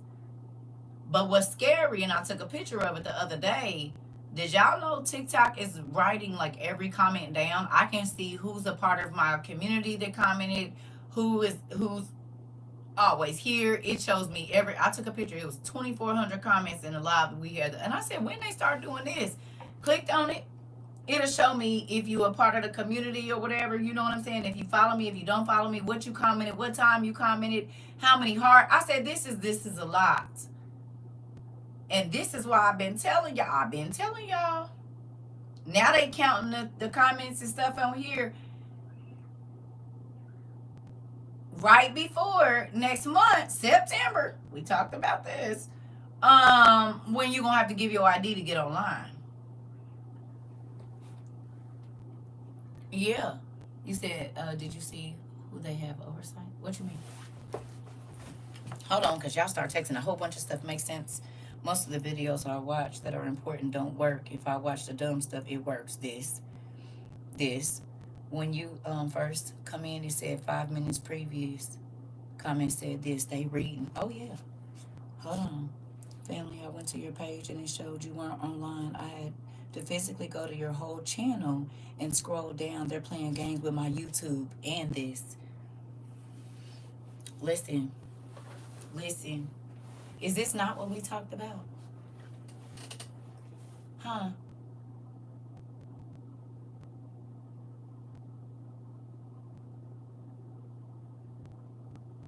It's confirmation of everything that you talked about in previous classes. I'm trying to tell you.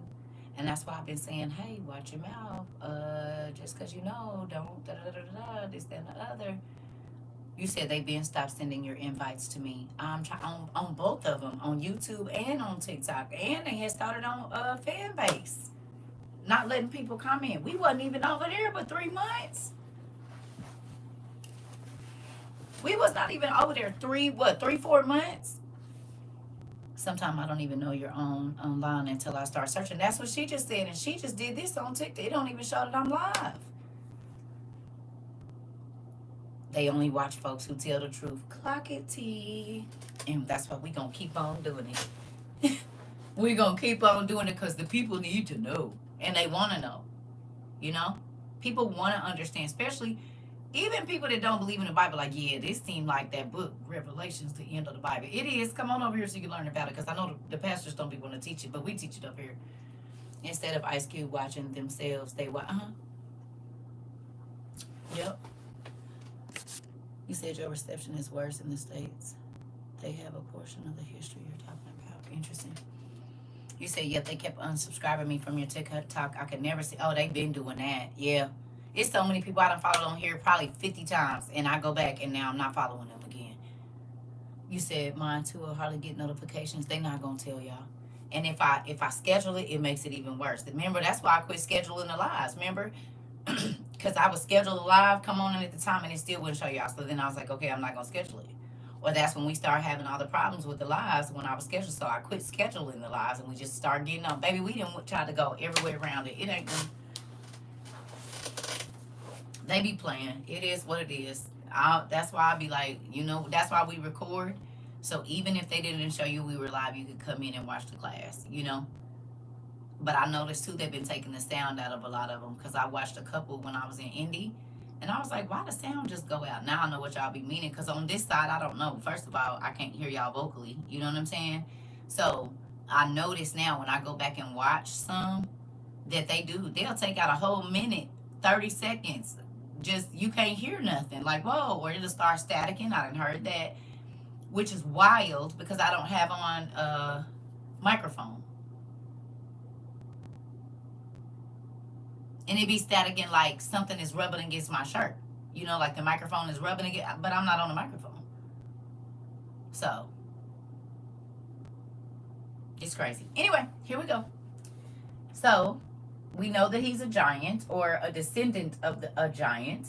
It says, during the time of Shalmaneser, that Shalmaneser was emperor of Assyria. Interesting. I was taken captive by my hometown in Thisbe, located in northern Galilee, south of Kadesh in Naphtali, northwest of Hazor. Anybody remember the brothers? It was one of Joseph's brothers, and he had an interaction with two kings. Y'all remember? We read this. One of them was the king of Hazor. And from my understanding, the king of Hazor was 23 feet tall.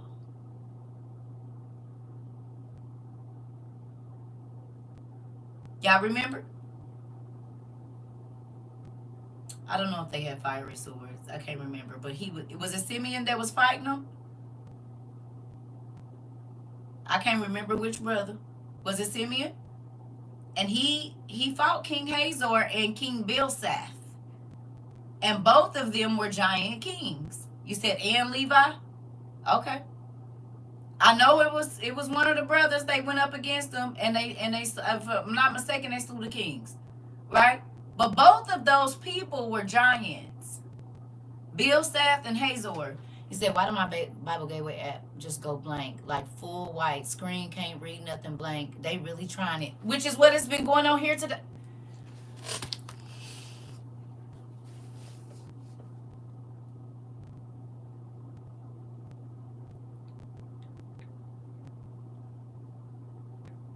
Remember I said when you a threat to the enemy kingdom, he know your name? I just said this yesterday when we was reading in Philippians 1, and we was talking about people that want to know the knowledge to get clout and all this stuff, and then there's people that really do it for goodwill. Thank you, Miss Rita. And we talked about maybe the devil don't be messing with you because you are not a threat to his kingdom, and then we try to get on class, and here we go. We're in Tobit, Auntie, verse 1. Chapter 1, verse, we about to be in verse 2, or 3, excuse me. Tobit, chapter 1, verse 3. Y'all see what I be telling y'all? You said mine too. You had to close and reopen it.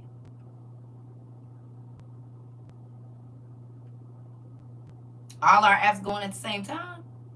We all on Bible Gateway, and it's yours go black. You just had to reclose and reopen yours, and that's what I've been doing for 2 days. Oh, you said all the time. Mine don't do it all the time. Y'all know I have this on for the whole time we in class.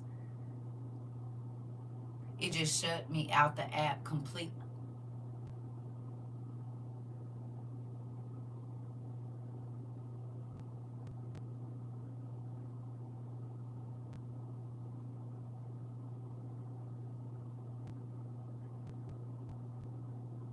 I wonder if the Bible Gateway app has been hacked. Could that be it?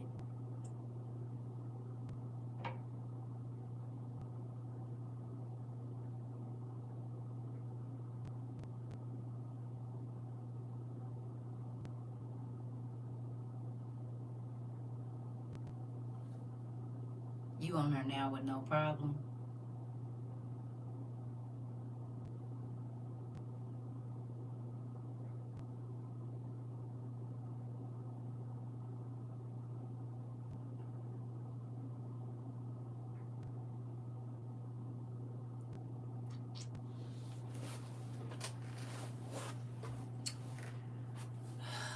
Here we go. We about to.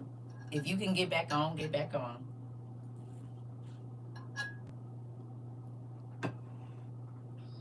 Yeah. Yeah, I told y'all could download all the different Bibles. That's why I was telling y'all, download them and print them out if you can, or put them on a drive. That's real good. Yeah, I downloaded a whole bunch of them to my old phone, and then it didn't. It went out when my grandbaby was born, or whatever. When we went to her little party, and it got water in it. Yeah, yeah. That's why I was telling y'all to go look at all the Bibles and look at the table of contents today. This is the longest I've been able to stay on. I hope so. I usually go to the rewatch. That's so crazy. Got back on and it keeps kicking me out of the Good News translation, which is what's been happening to me. Okay. Hey, Mari. So let's hold on. This is crazy. So what do we do? Where's the techies at? So it's not just mine because it's doing y'all too. They do not want us to read this Tobit.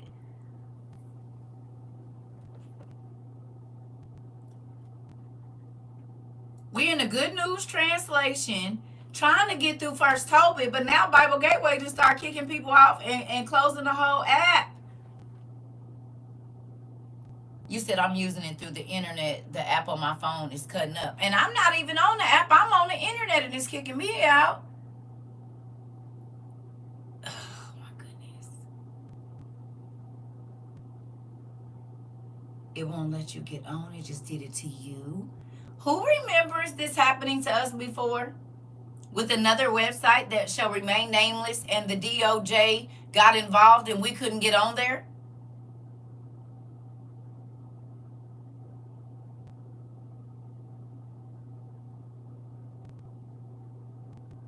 Do y'all remember this started? And it was in class that it started happening. They did it to sacred texts. Remember?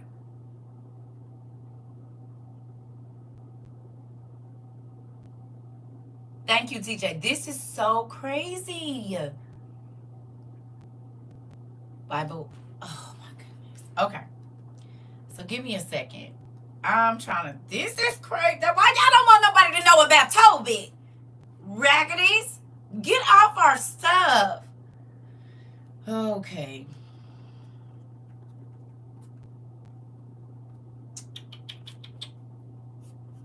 Let me see something.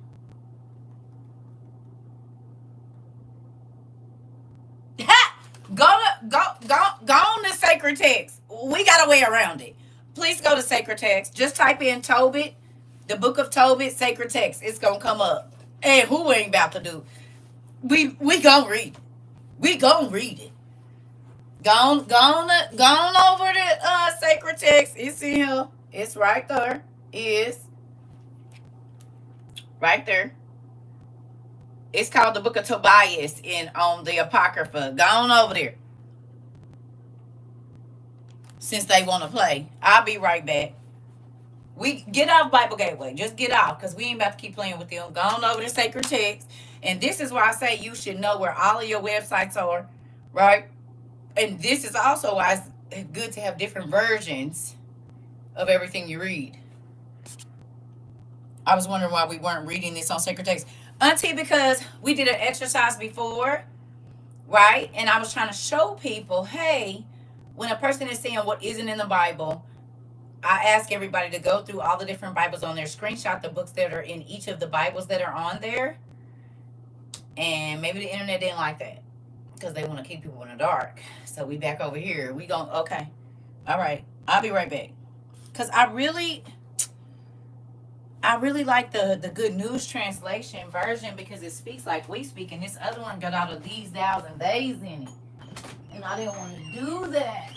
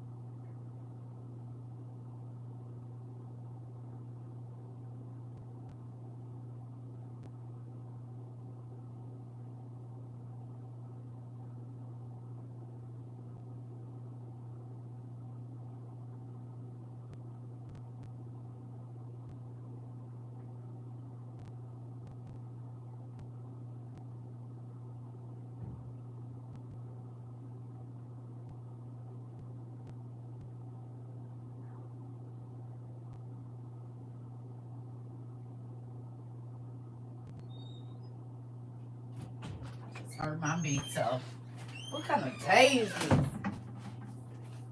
And I told that lady at my appointment about the books, and she's very excited. So the enemy's not happy with me right now.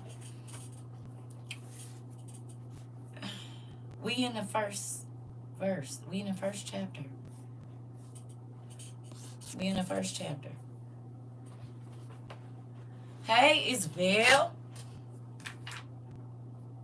We in the first chapter. We ain't even got through the third verse, because they playing raggedy selves. Going on. Why they don't be bothering the booty hopping people? We ain't doing nothing but... Listen. This is crazy. I'm trying to tell you. Listen. Enemy be mad. All right, let's bust this down. I like the Good News Translation, because then I don't have to speak in all the theys and thous right now, because I be trying to get down through there. So that's why I like that. But if they don't want us to read it, then we won't read it over there. We got another place. Hey, y'all. Okay.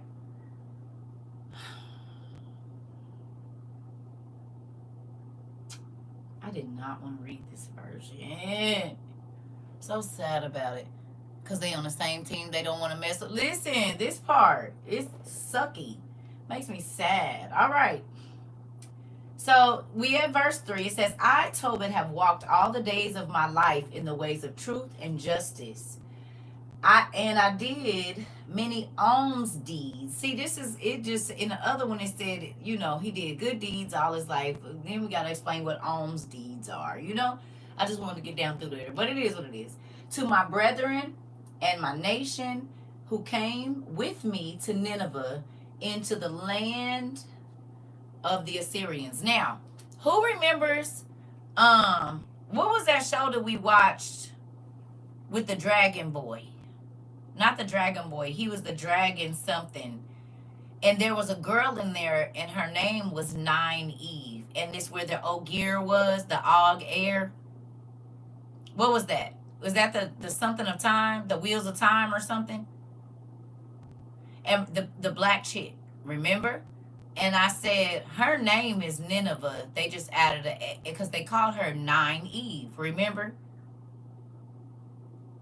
I said, and if you look at the backgrounds and the places where they at, this stuff is taking place. These are the other stories of the other children of Adam and Eve that we're getting to see. And she had the wisdom, remember? And she was they called them something else, and they was up there with the it was Wheel of Time. Her name was Nynaeve. Y'all see that right there, right? They just put the H on it. But remember I told y'all, I said, that's Nineveh. They just call her Nynaeve. But here it is right here in Tobit as Nineveh is spelled like Nine Eve. Crazy, right? That's why I be saying these shows be having, but if you ain't never read it or looked at it, you would think, oh, they just picked that name. No, it has so much significance to what is going on in the show because they've read these books. They have read these books, they have studied these books, and this is where they get their information from for our TV shows. And a lot of people don't believe that, but I know y'all do because y'all read it. You be like, wait a minute, that's all they did was switch the letters around. That's it, that's all. Okay? So, it says, into the land of the Assyrians. And when I was in mine own country, in the land of Israel, being but young, all the tribe of Naphtali, my father, fell from the house of Jerusalem, which was chosen out of all the tribes of Israel, that all the tribes should sacrifice there, where the temple of the habitation of the Most High was consecrated and built for all ages. Now, can y'all run to y'all book one and tell me what Naphtali was known for? In your book one, if you got it, go on to the 12 patriarchs. Just read that top part. What was Naphtali's issue?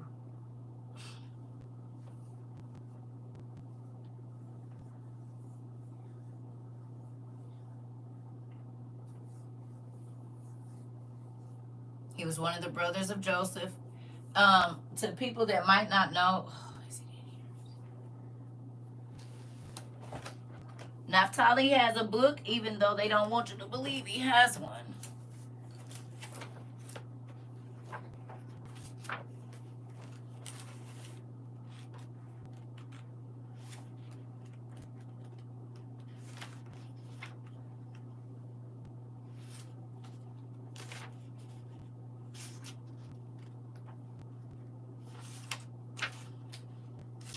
We all looking. I just want to show the folks that might not know.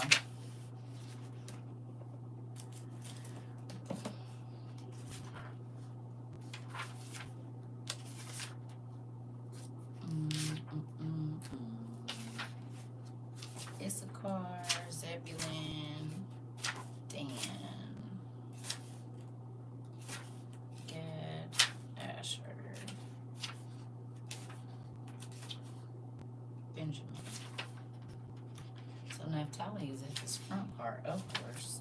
I haven't passed it.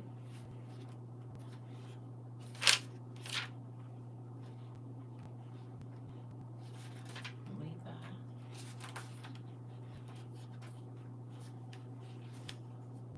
Judah.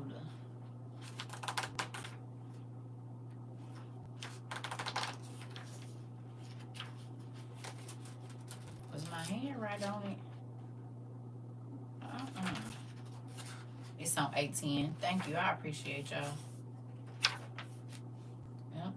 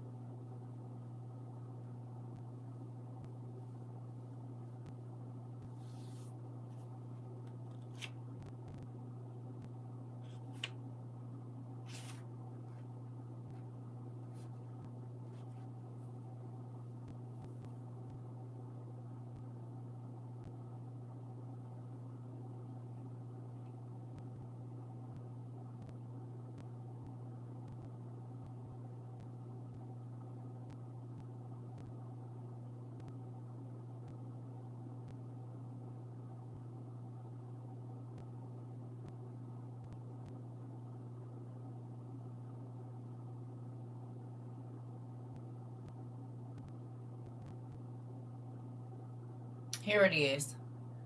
Okay. On 8:12, chapter 4. 8:12. Thank you. I appreciate y'all. Y'all are my read folks. And the Lord said that's who y'all are. If you go to page 812, chapter 4, real quick. I know it's gonna be back and forth, right? But if you go to page 812, chapter 4, right there, okay? You see it says, I say these things, my children, because I have read in the writing of holy Enoch. So we know that Jacob's sons read the book of Enoch, right? We've read this before, but I just want y'all to see something. First of all, we know that Jacob's sons read the book of Enoch. That's important. So the 12 tribes of Israel, we know for a fact, at least one of them, I'm sure Joseph probably did too. We know for a fact that Naphtali read the book of Enoch. Do you think he told it to his sons? What he read in Enoch, do you think that Naphtali passed that to his sons? Yes? What about y'all? Are y'all teaching y'all children the lost books of the Bible right now? And your grandkids or whoever that be around you?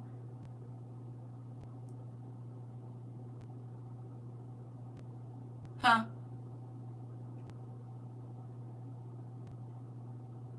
Okay. Do you think if they put that part in there that one of the sons of Jacob had read Enoch, that some of the church people would maybe be open to reading it? Because they hold the 12 tribes in such a high regard. Do you think that if one of the founding fathers of the tribes of Israel said, hey, I read the book of Enoch, do you think they might be open to reading it? You said those that listen. Okay. All right, here we go. I just want you to see this. So we're not going to read all of this. All right. So he said, because I have read in the writing of holy Enoch that you also, the sons of Naphtali, will stray from the Lord, living in accord with every wickedness of the Gentiles, committing every lawlessness of Sodom.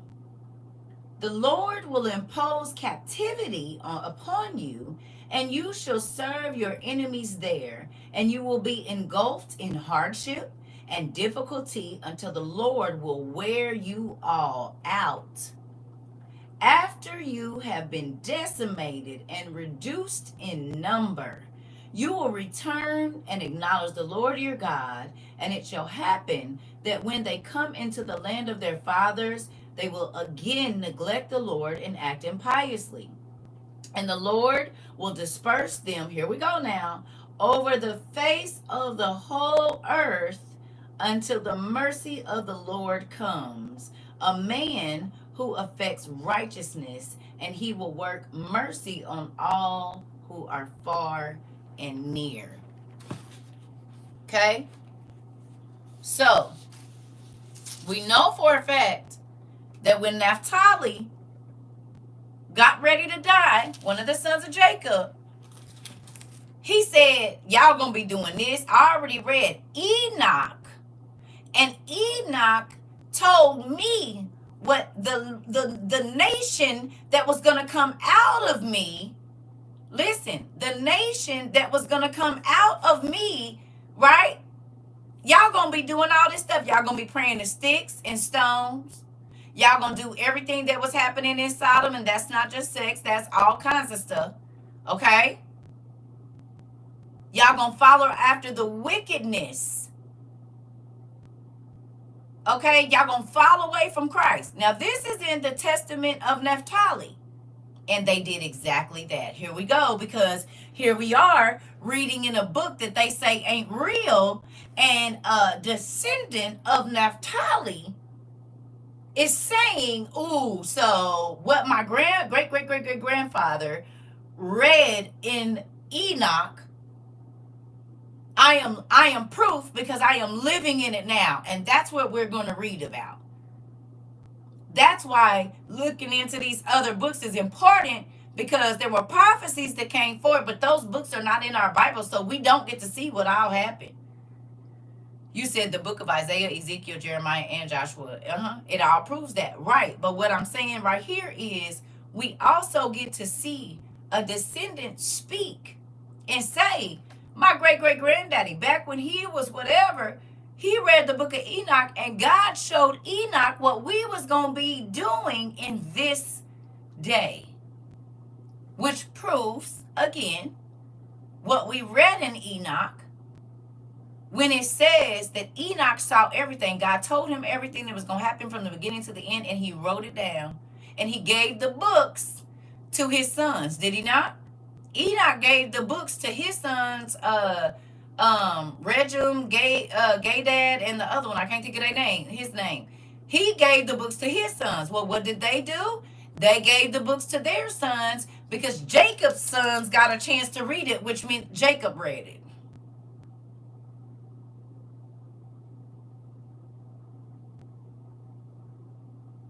Jacob read it.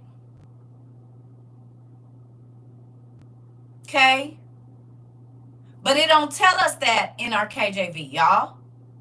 It does not tell us that these people actually got to know what was going to happen. Of course, yes, there was whatever, this or that. No, specifically, Napali, your kids going to be doing this. Simeon, your kids, this is what they about to be on. 17 generations down. And now we have somebody that is out of the line of Naphtali that is saying what our great-grandfather, whatever, however many grandfathers removed, read in the book of Enoch about us. We're living that. Okay? And this is the story that we're going to read. But it's important to see when you go back that this was already foretold. So God warned them, and then we'd be like, why was God so abrasive? Like, why didn't he just give them another chance? How many chances came in between Naphtali and Tobit?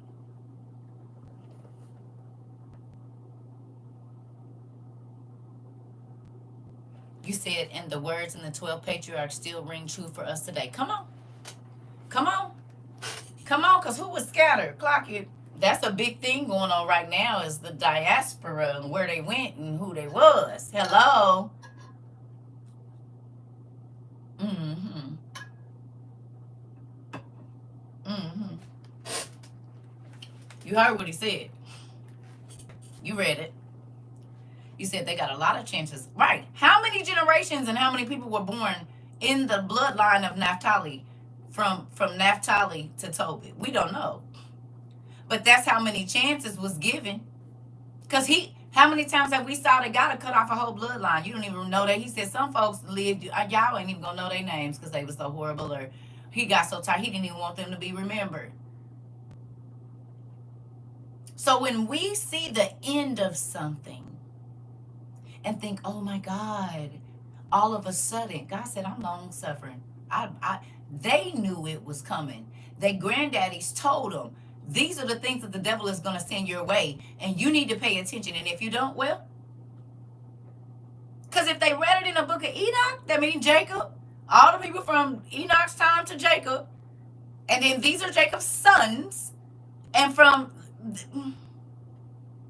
all that time, your family been hearing, if y'all don't stop doing this, this is what's going to happen. And this is what y'all going, and it's going to get worse and worse each generation.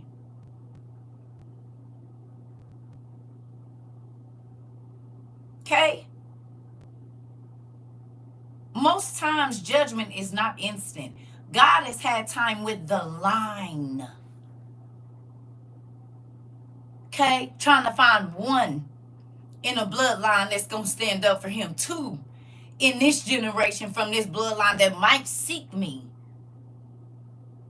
And what we see is, dang, he got rid of all 20,000 of them. He said, yeah, because it's been 70,000 that I let live and none of them acknowledge me. Hello? Hello?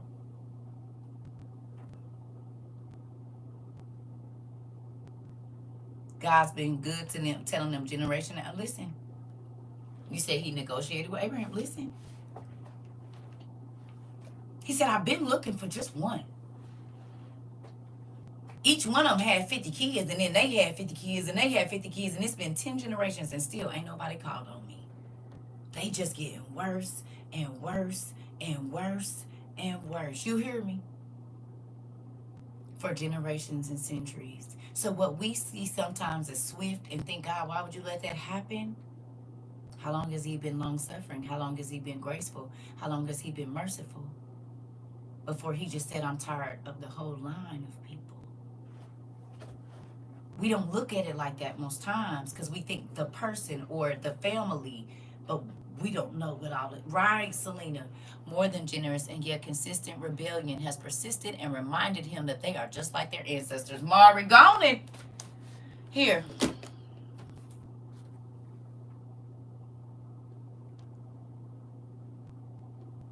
And be proud and be proud of it too. I act just like my mama, and God don't like the way she act. And she act just like my grandma, and God don't like the way she act either. That ain't what he wants you to do. He wants you to do the opposite. Okay? So we can stop this generational curse. But most people be like, no, man. Come on. He wants us with him in heavenly places, dude. In the summer, I want to fall out with my mom and daddy and cousins to heaven. Listen. And he been given, listen. Right, and the only thing keeping her is her mother's prayers. Listen. And maybe, because you got to think. I think, before my mama, in my generation, from what I understand, nobody had a real relationship with God. On her mama's side. From what I understand, I told y'all my great aunties and stuff that did, like, they had the good time houses and they was witches and stuff. That was on my mama's side. And they was from the South. My grandma picked cotton and all that old crazy stuff.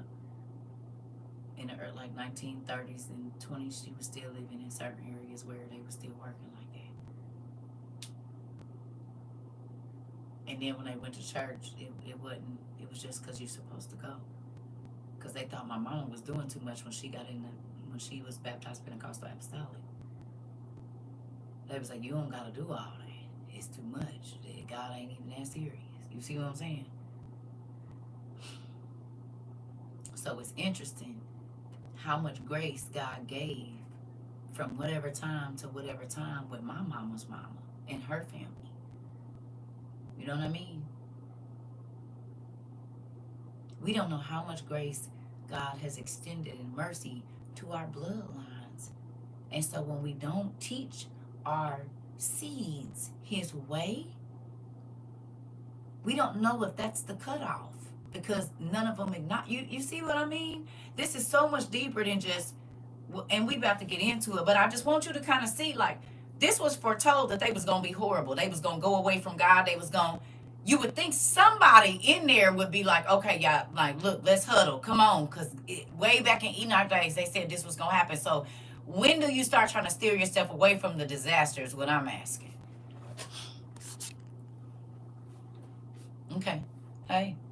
Chance after chance after chance after chance. Right. That part. Listen.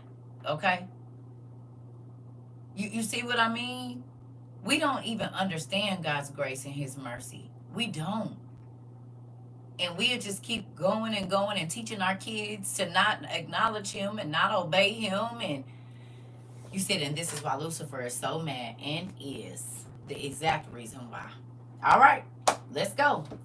So it says 5. Now all the tribes which together revolted, and the house of my father Naphtali sacrifice unto the heifer of Baal or Baal.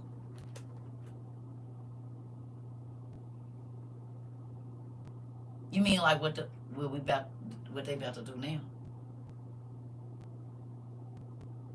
He said all the tribes that left God and started worshiping idol gods and the giants and the monsters that was around,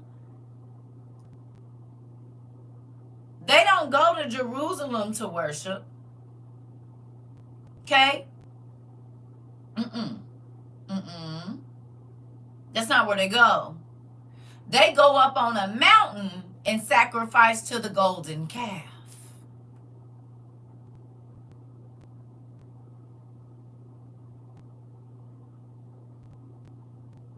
Can you go look up the heifer of Baal or Baal, depending on how you say Baal, Ball? Can you go look up the heifer of Baal for me? Go look up the heifer of Baal and tell me what you see. We use our manners, y'all. Come on. He said, did any of Joseph's kids fight in the 100,000 giant war? I don't know for sure. But I'm sure it was some lineage in there somewhere.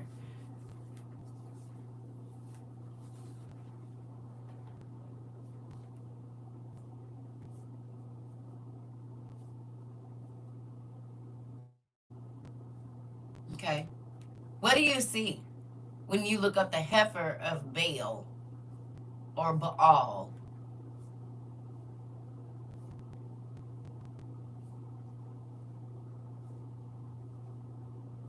Refers to a Canaanite god. But in the pictures, you said, oh, with the fire bowl under it. You mean the one that we saw in Indiana Jones? Where the cow person is holding the bowl and they used to throw the kids in them? And I ain't talking about sheep. You see a minotaur kind of looking being? Good morning.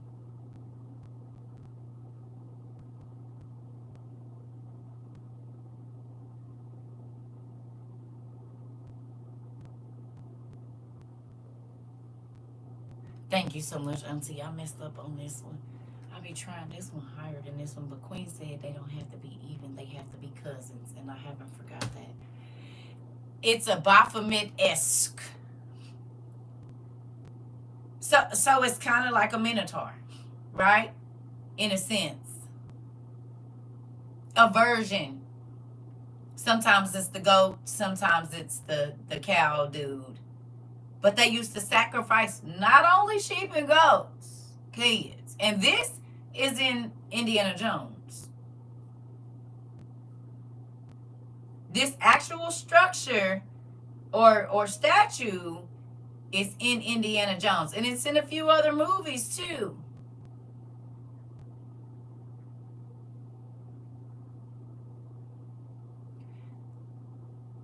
So the tribe of Naphtali and a few other tribes started to sacrifice to idol gods. Why do you think that was? You said Canaanite god of fertility and storm, basically the Baphomet. Patrick, that's what she just said. Why do you think that was? Why do you think all of the gods were humanoid beings mixed with animals? Can anybody tell me why these people worship them?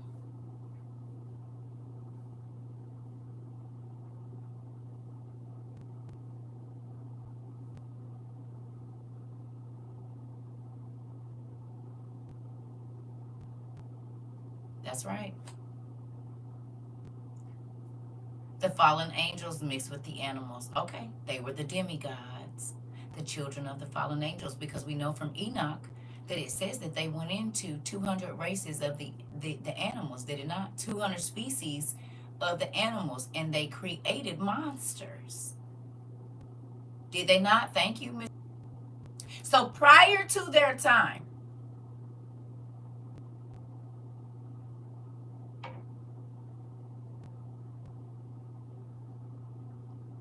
could it be because some of those monsters still lived up in the mountains?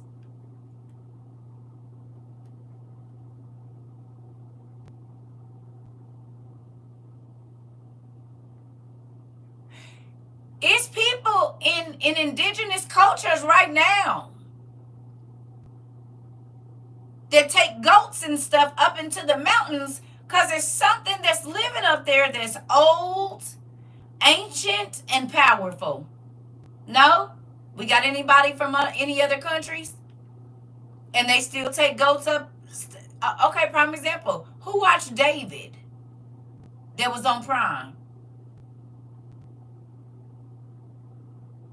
Anybody watch David that was on Prime? Didn't they have to take them goats and stuff up there? Or Goliath and his brothers to come down out of the mountains? Wasn't they tying stuff up there so that they didn't come down out of the...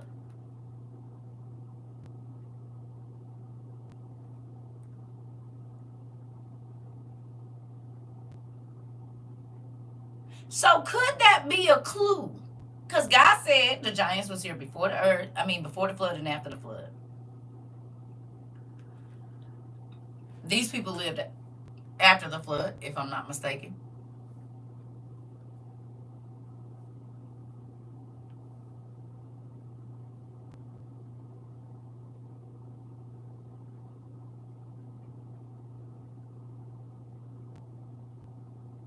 Because the lion-headed men of Judah, was it the lion-headed men of Judah, Auntie, that fought with David? They had real, they tell y'all they had that thing, but they had real lion heads. It was giants. So if in the time of David, there were still lion-headed people,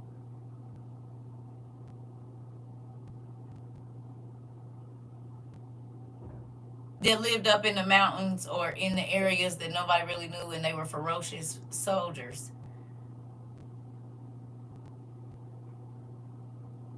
The Bible said they did. They had the lion heads. You said dog-headed and lion-headed. Oh, okay. So could it be that these people started to worship these idols because they didn't want the real thing to come out of the mountains? And I'm not saying it is, but I'm saying, because if these beings were still around, that means that they still had powers. And we know for a fact they was giving power to the Egyptians. Because the Egyptian magi were able to do exactly what Moses did. You said in Mexico, they do it still. They were half angels and could do miracles.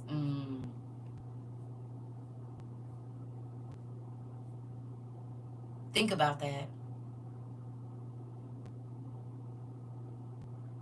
Because the Hebrews were always scared to go to war. And we realized that the people that they was fighting was either the children of the angels, descendants of the children of the angels, or people that Lucifer and his brothers just inhabited, possessed, like the king of Tyre.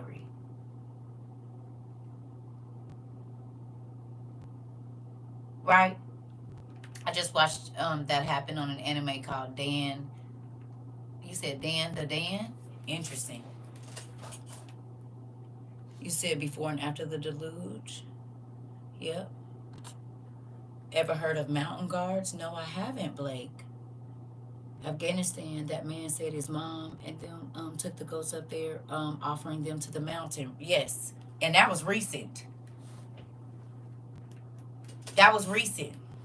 That ain't been no 20 years. That was recent, wasn't it? That looks very HD video. Y'all don't think that's crazy? Because the Bible said these things are going to come back out at the end times. Okay? But we trace in the lineage of Naphtali, we know Jacob had to have been a giant because his sons were giants. Okay? We know this for a fact. Okay? And then here is the lineage, and they've been taken by the Assyrians. Do we know that the Assyrians were giants?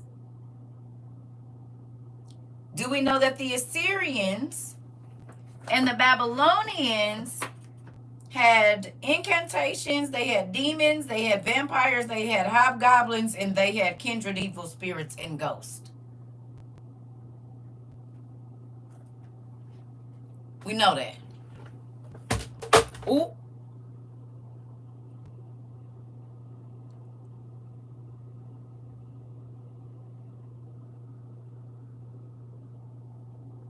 The devils and evil spirits of Babylonia, being Babylonian and Assyrian incantations against the demon schools, vampires, hobgoblins, ghosts, and kindred evil spirits which attack mankind. Kindred evil spirits. Would the kindred part be because their mothers were human? Is that what the kindred part is? You said this is just confirmation that Jacob was a giant. I read about this and I couldn't believe it. Yes, Patrick, he is. Mm-hmm. Mm-hmm. You said that came Napali to mine last year and I didn't know why. Yes, Abraham was a giant. Noah was a giant. See, this is the thing. You got to think. Normal people before the angels came were 30 feet tall.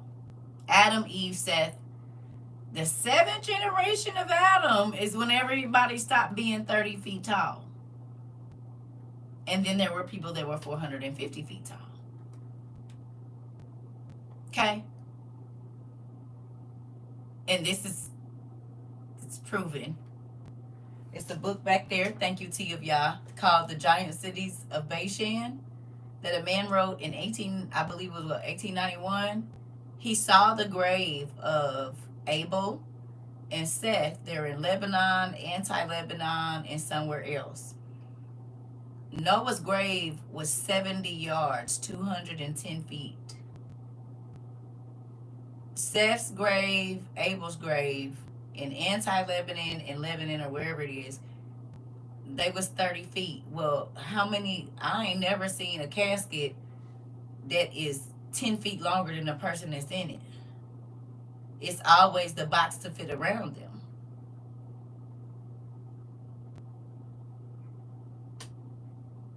It's the war that's going on now. The reason they want the land is because of what is in it. They don't care about tearing all of that down because they know what's under the soil. The bones with the DNA of the Nephilim and all around that area. But that's why it's important when you read the Bible to get a map out and look at the ancient maps, look at the maps now, because you'll understand why they're in the area. Because remember, Israel used to be surrounded by their enemies. Well, they used to be fighting against the other tribes, and a lot of people, they either call them tribes or they call them clans. Clans of the giants and tribes of the giants. When it says that the sons of Anak were taller than the cedars of Lebanon, or as tall, most people, when they read that in the scripture, just, oh yeah, no. 102 feet tall, 100 or 2 feet tall. So when it says that they had to go against the sons of Anak, right in the Bible, it says these men were as tall as the cedars of Lebanon. Well, have you went and looked up what the ancient cedars of Lebanon, how tall they were? 150 feet, 175 feet, 120 feet. Israel were called the giant killers. Moses killed King Og. But they were still giants themselves. They were the smallest of the clans. And we know that because it says your mama was an Amorite, your daddy was a Canaanite. Okay, well, those were two races of giants, and that's where the line of the Israel came out of. Amorite mama or Canaanite mama and Amorite daddy, vice versa. I just know it was a Canaanite and an Amorite was these parents. So Israel came out of two races of giants, but they were seen as the runts. So that's why when God picked them, okay, when God picked them, the other giants were mad. But God used the smaller clan of the giants to whip out the big ones. Yeah, Goliath was only third part giant, so he was super small compared to what used to be here. And was probably still, we don't know what's in the subterranean spaces in the earth, and they have caves that are over 300-400 feet tall. So, and they always found in a cave with a whole bunch of bones picked clean, stacked nicely and neatly. It is in a corner. What's doing that? I never watched Attack on the Titans, but all I know is that they have to fight these 200 to 300 foot tall human looking monsters. Yeah, Your mother, oh, sorry, I'm sorry. Your mother was a Hittite and your father was an Amorite. Excuse me. Not Canaanite, Hittite. Okay. The Hittites and the Amorites were giants as well. Excuse me. I said Canaanite. Thank you, Pumpkin. Okay. The Hittites and the Amorites, we already went over all the Canaanites, the Jebusites, the Zamzumans, all of these were races of giants. Okay, the Hittites, the Egyptians were races of giants from, yes. Okay, so they were a race of giants that came out of two races of giants, but they were the smaller giants. I'm sorry too. Thank you, Pumpkin, for getting TT together. The Hittite, I'm sorry. I always say the Amorite, but I forget what the mama be. Sorry. His daddy is black, but I don't too much know what the mama is. Oh, okay. No, a Hittite, a Hittite, and an Amorite. So if they came out of those lines, and those lines, for a fact, were giants, then you know that the Israelites were giants. They weren't just the giants that were 200 feet. Well, and we don't know how big they were. They were just the smaller giants.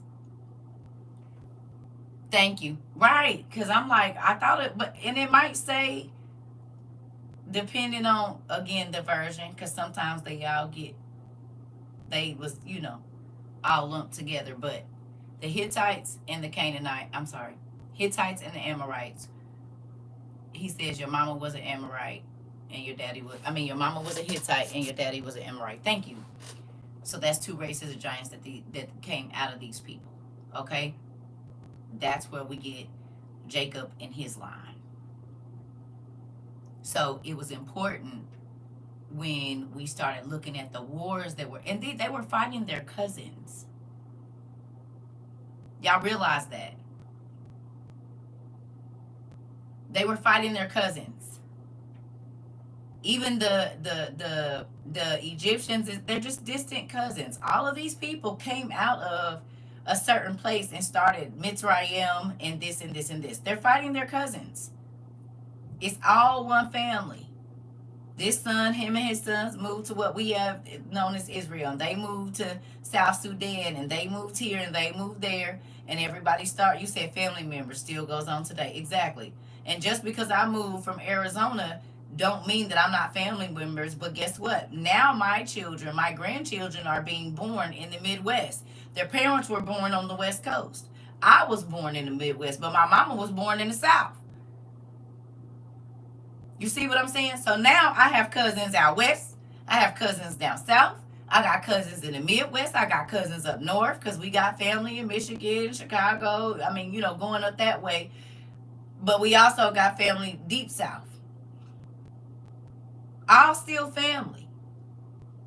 Just as the generations have moved out, right?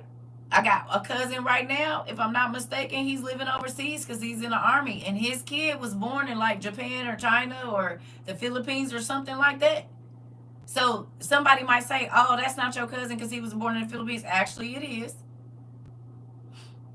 But the migrations of our families spreading out, going here or there, it makes it seem like it was all these different races of people that just popped up. But when you study the genealogy, you will see that they are family members. Because I was surprised to know when I started studying for real. And I said, well, wait a minute, that's the son of his kid, his brother. And then these are the whatever kites or whatever. I'm like, oh. But when they describe it in the Bible, it's like these races of people just came from fourth cousin twice removed, right?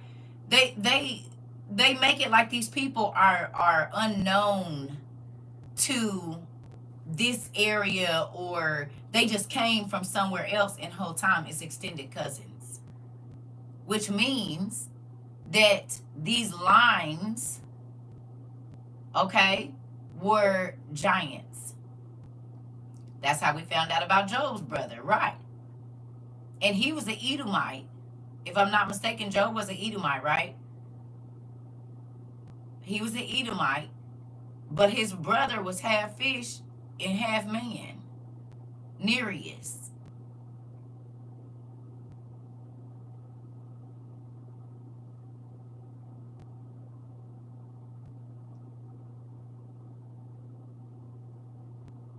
which is crazy.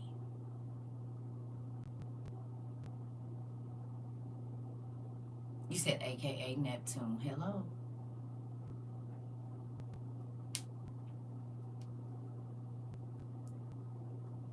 Sometimes when you read this stuff, it be so crazy. Okay. So now that we went on a whole tangent about why Naphtali is important, how this line goes, thank you, niece, for correcting me. Hittite, not Canaanite, Hittite and Amorite. You said, yes, they lived longer and had larger families. Exactly. Exactly.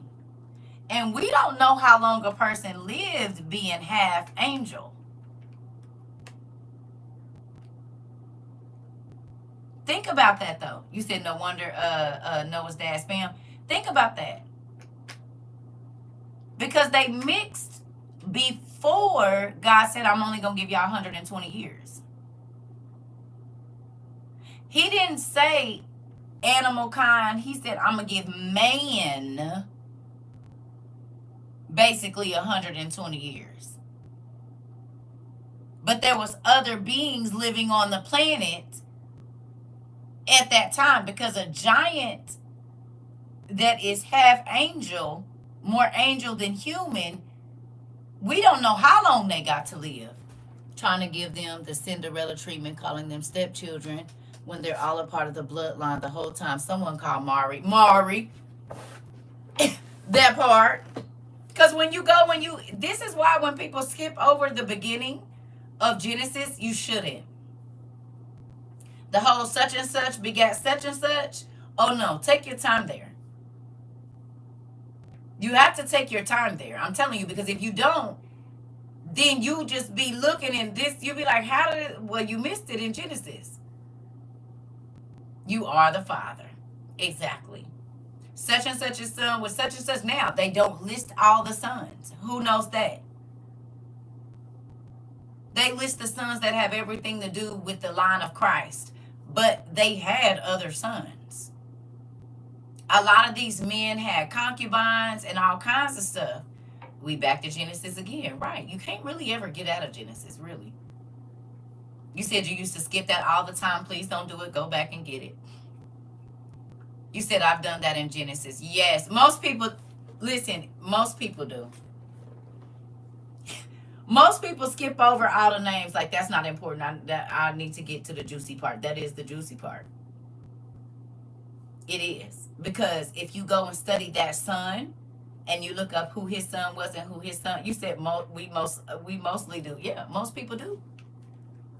So how about right? And I beg you not to do that. I beg you to go back to Genesis and study the lines of the people. Amen. The names tell a story. Each name has a meaning. Yes, it does, Elizabeth. It does. The Bible is very juicy. So when you get time, go back to Genesis and just look at some of those. You said 4 years almost. Genesis. Yeah, we've been in Genesis a long time. We're always going back to it. There's a piece in there because the forefathers are important. As you can see, you said, because the creeping between the sheets started here. This part. The lasciviousness, the urder, all of it started there. So when you skip over the name, you don't know who was the person that did the one thing that got the whole line in trouble with God for 70 years. Like, you miss all the drama. Because they act like that because of their granddaddy. He been doing that, and he passed it to his son, and then his son was worse than him. It was only one good one in the whole family, honey. You missed that part. You said only book I've been skipping over is Revelations. Just reading it made me feel away. Ooh, don't do that. You gotta do the beginning and the end in the middle. It's important. You said I think that they do that. So many names, but you have to understand where they're from. Exactly. What's the first thing when somebody see you that don't know for sure? What do they ask you?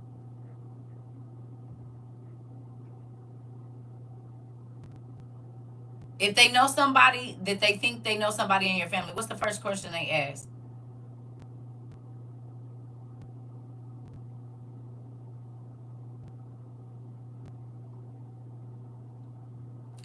What's your last name? What's your mama name? Where you from? Not know so much where you from. Who are you kin to? Who are your people? What's your daddy name? What's your mama name? You got a grandma name? Why do they go all the way back there?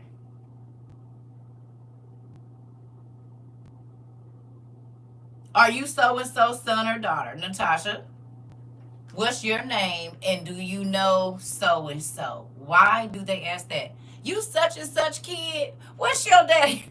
So everybody that had to happen to them. Who is your folks? Yeah. Oh. So why don't we think it's important to do that in the Bible? Because normally you learn your behavior from your parents.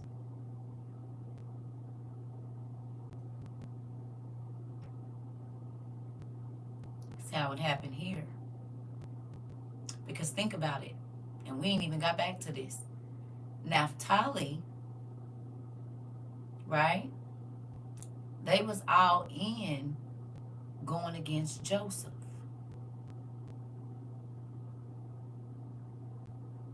Right? Whatever part they played in it, their children suffered. Now, could that have been the moment when the enemy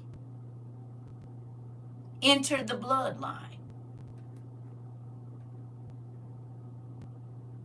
My current process to find my daddy's side relevant and on time. Come on, Mari.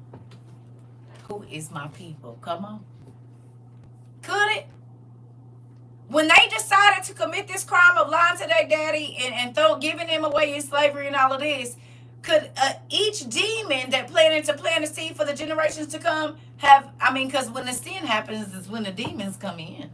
That's the doorway for them to say, oh, okay, we about to take this is a nice bloodline. Ooh, it's good, crisp, and clean. I think I'm going to get down in here. Hey, bro, come on in. I got a lot of room. It's a whole bunch of them. Could that be it? You said I had a dude try to get at me back home, and I asked him what his name was. Soon as I got his last name, found out my great-grandma was his great-great-great-auntie. I'm trying to tell you. I already know about it, Nisi Pooh.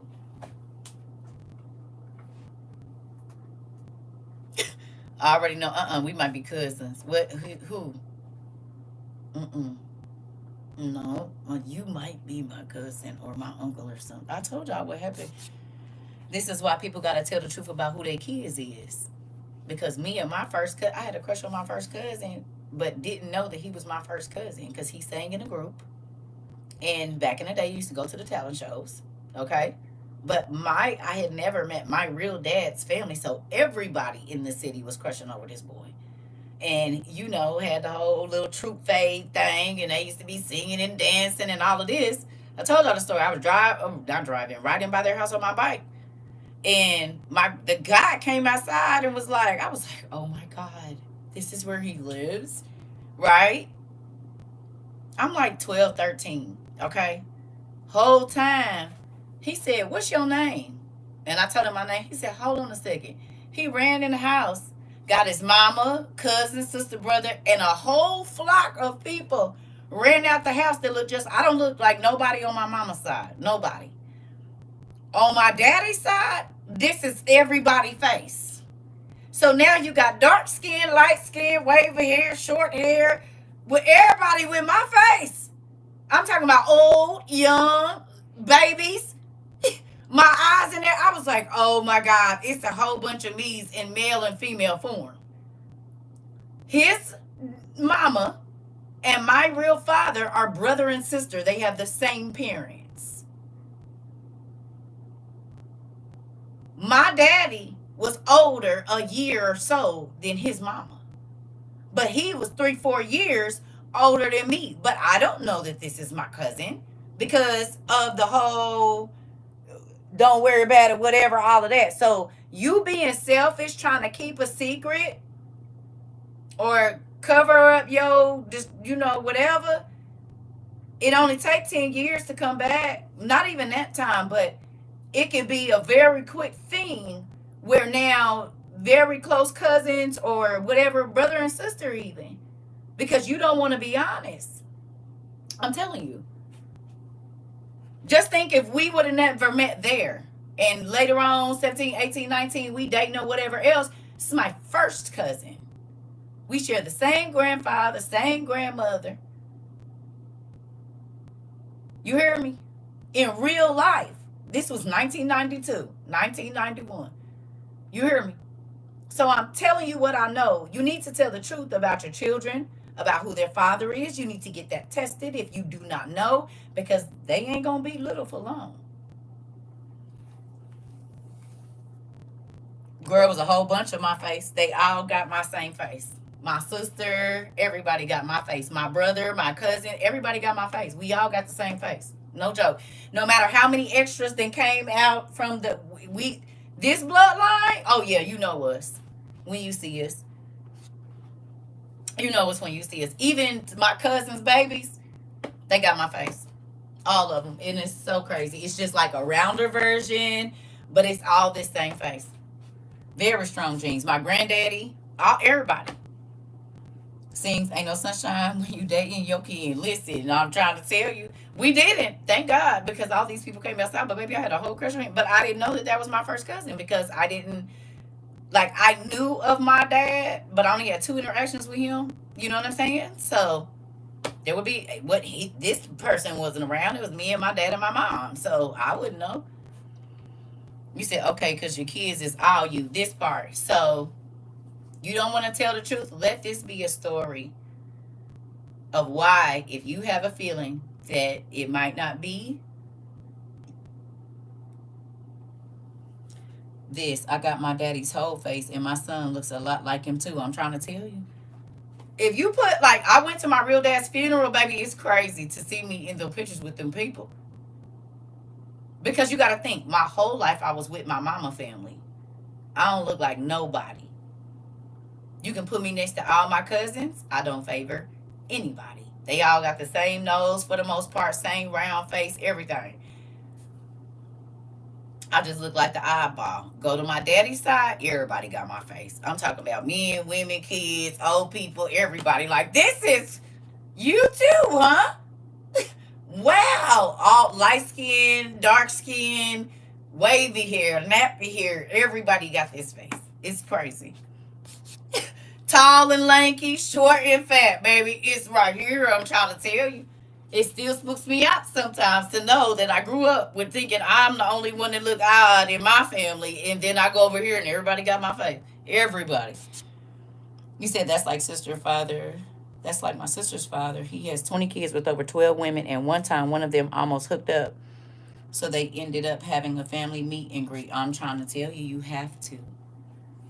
That's why it's scary what all of these young people are doing, and old people. And it's been going on, but it's multiplied now, I think, because of the internet. Getting flued out and this, that, and the other and all of that. Well, people move. Mamas get mad. I wasn't mad, but I moved my kids to the Midwest. Well, when I got to this city that I moved to, my son, his uncle, first child was going to college in the very city, all the way from the West Coast. So what if my son would have been in college and it ended up being a guy, but what if it would have been a girl? We'd have moved away from the from the West Coast to get away from them. He could have went to college and been in college with his first cousin. All the way to the Midwest, because he came here to go to school. So, okay, but what if it was a girl and they was in the same grade? And they not thinking nothing because they, both from the West Coast. But that would have probably just been a connection. Like, oh, I was born on the West Coast too. Like, yeah, wow, how you doing? You know what I mean? Whole time they family members.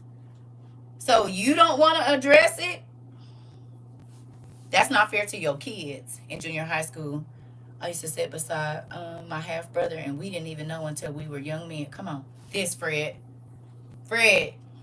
this. And you don't think that's important? It is. And that's why it's also important to go back to Genesis, because there was a lot of half brother, half sister stuff that was happening around there too. Because this one, don't forget, A lot of the kings and stuff, when certain men died, they would take, this y'all niece, of course.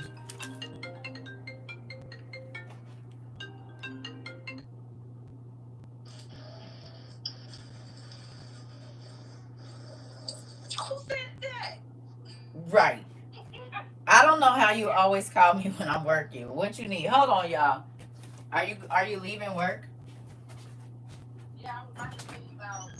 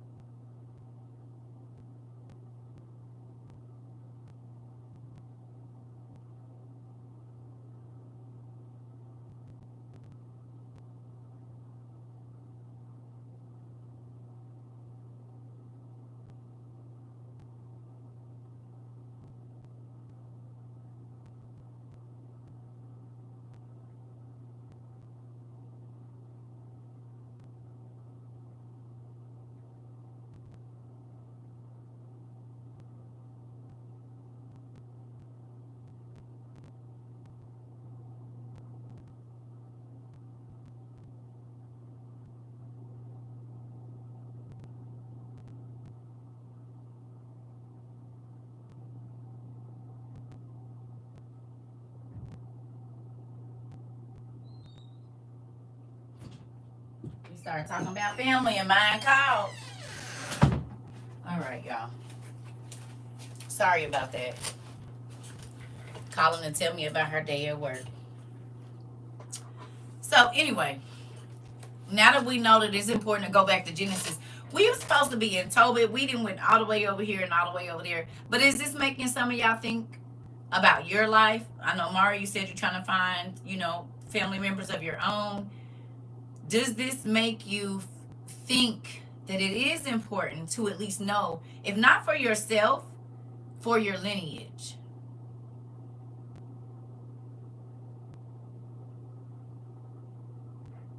For your grandkids and kids, it's very important.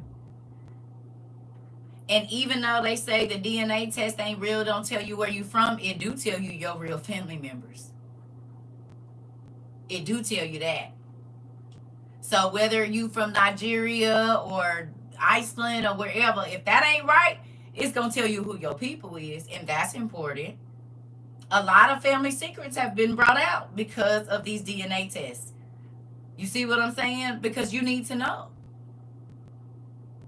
I told my mama, I got my mama test a couple of years ago. I'm like, you need to find out who, what, when, where, and why, and quit talking about, oh, I don't know if such and such. Okay, we'll find out. It skipped when your call came through. What did you say about what? Kings. They took other people's wives. And so they became like half brothers or step brothers, and they went into a name, under a person's name. They like kings. Sometimes when women's husbands would die, they would take them and they would raise their kids, as one of their wives. You know what I mean? And these would be their children. So then they would go under that name. You know what I mean? So, or kings had several concubines that they had children with, but they weren't named in the royal family, but they were listed as their children, right? Even though they weren't acknowledged in the royal, whatever you want to call it, the family tree, they were listed as having other children. My brother did one and found out. We have family in Italy and France. Exactly. Especially for my dad's side of the family. I don't know any of the second cousins. Exactly. Oh, wait a minute. You said, yep, I found out about 7 siblings on my dad's side. Dang, girl.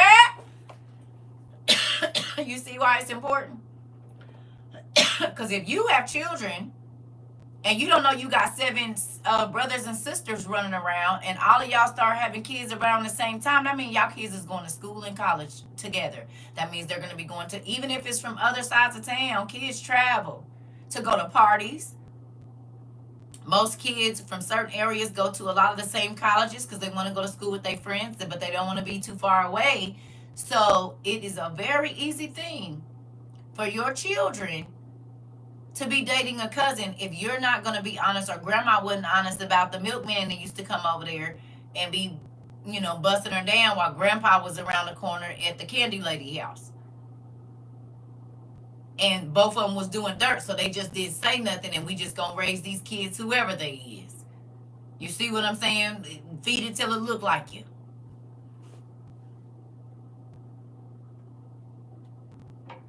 No, I don't know nothing about none of that.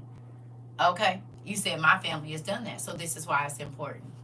Okay, I'm for real. I'm for real. I told you how many brothers and sisters my mama got.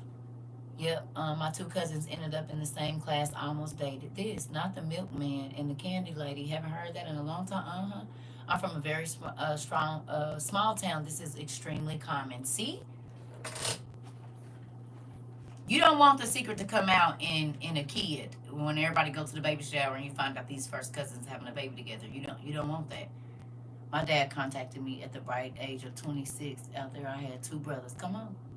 Definitely, that's why them type of secrets are horrible and ruin families. They do. A lot of outside kids never knew their siblings because the adults were more concerned about their shame. Yep, my mom had a random guy say hi to her in town, found out she had 9 siblings. What? And all of us lived in the same town. It was a reason we having this conversation. I don't know who it is, but tell the truth. You've been wondering if you should find out? Find out for your baby's sake. Because y'all know God don't never lead us down no line if somebody in here ain't, okay? I already know our classes ain't never for nothing. So whoever, and somebody, 3 people left right out. Uh-oh. Let me get my stuff. 4 people. Well, go ahead. Never mind. Okay, so you didn't know you was over here for the answer. They got right on up out of here. I don't know who it was. 5, 6, 7. Uh-oh. Didn't I tell y'all? More than we thought. Okay, well, you was just here for that little bit. Wait. Like 8?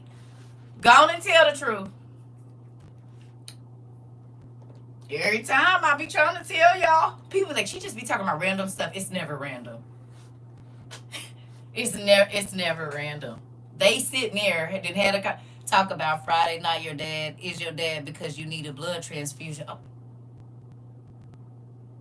You said laugh out loud. Time to have a tough conversation, huh? Listen, they got up out of here, didn't it? Anytime our conversations go this way, because the person said, should I? God said, I'm going to have this random lady you don't know talk about it. Yes, you should.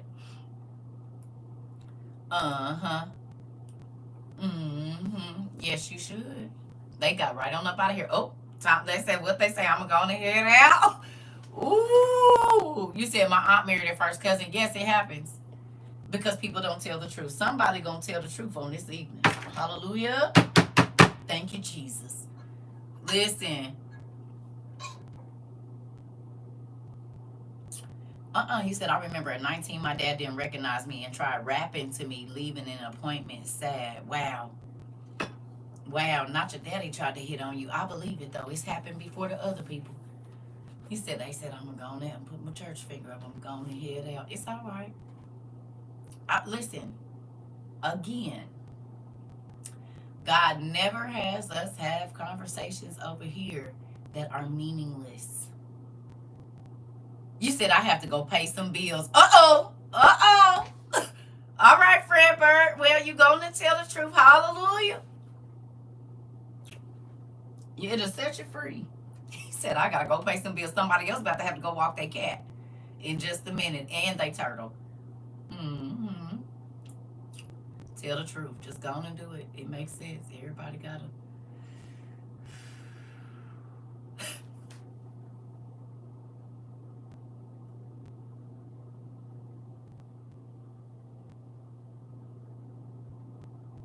You said you gotta go walk your pet rock. Okay. Who would have ever known that Tobit was gonna bring out all of this? But not the right, Rock Lot. Listen, folks is like, who is this lady and why is she in my business? I'm not, but the Lord is. Mm-hmm. Because you gotta think, kids be dating 12, 13. And kids get pregnant 12, 13. That ain't no time. It needed to be said, obviously, yeah, because a whole bunch of people left our class. We just gonna go on and get to it then. Y'all ready? A lot of special deliveries made by the mailman. I'm trying to tell you. It's okay. It's all right. Don't worry about it. You need to tell the truth, though. I guess the enemy didn't want some people to know who they possibly laying up with. Uh-oh. That could very well be the case. He knew that some folks was going to get some revelation today about the secret that they've been holding in their heart. Wondering, losing sleep at night, wondering about is somebody going to find out or not. Well, they got their answer today. Imagine all the closed adoptions, kids growing up not know. One of my best friends, it's actually my cousin baby mama. She was adopted and she found her mom. It's crazy because she named her daughter without knowing her mom's name, a mix between the first part of her mom's name and her mom's middle name. And her daughter, her name is a mix of her biological grandmother that her mama had never met, or, since she was little or whatever, had not seen her since she was like 1 or 2 or something like that. Literally, it was her mom's name. Her mama's name was this and this. And my cousin didn't know. I call her my cousin. She my cousin baby mama. Didn't know. And when she found out her real mom's name, it was a mix of what she named her daughter. Perfect. First 4 letters, last 4 letters. Mind blowing. Mind blowing. We was like, what in the heck? How did you? She was like, I don't know. Like, so it be in the DNA, if you want to say it. Crazy. And she had that baby when she was like 16. We found this information that I want to say when she was like 19 or 20.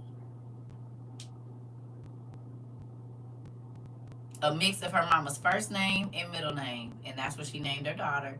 And she didn't find out until that baby was like, I think 3 or 4 years old, something like that, that was her mama's name. Crazy. Mm-hmm.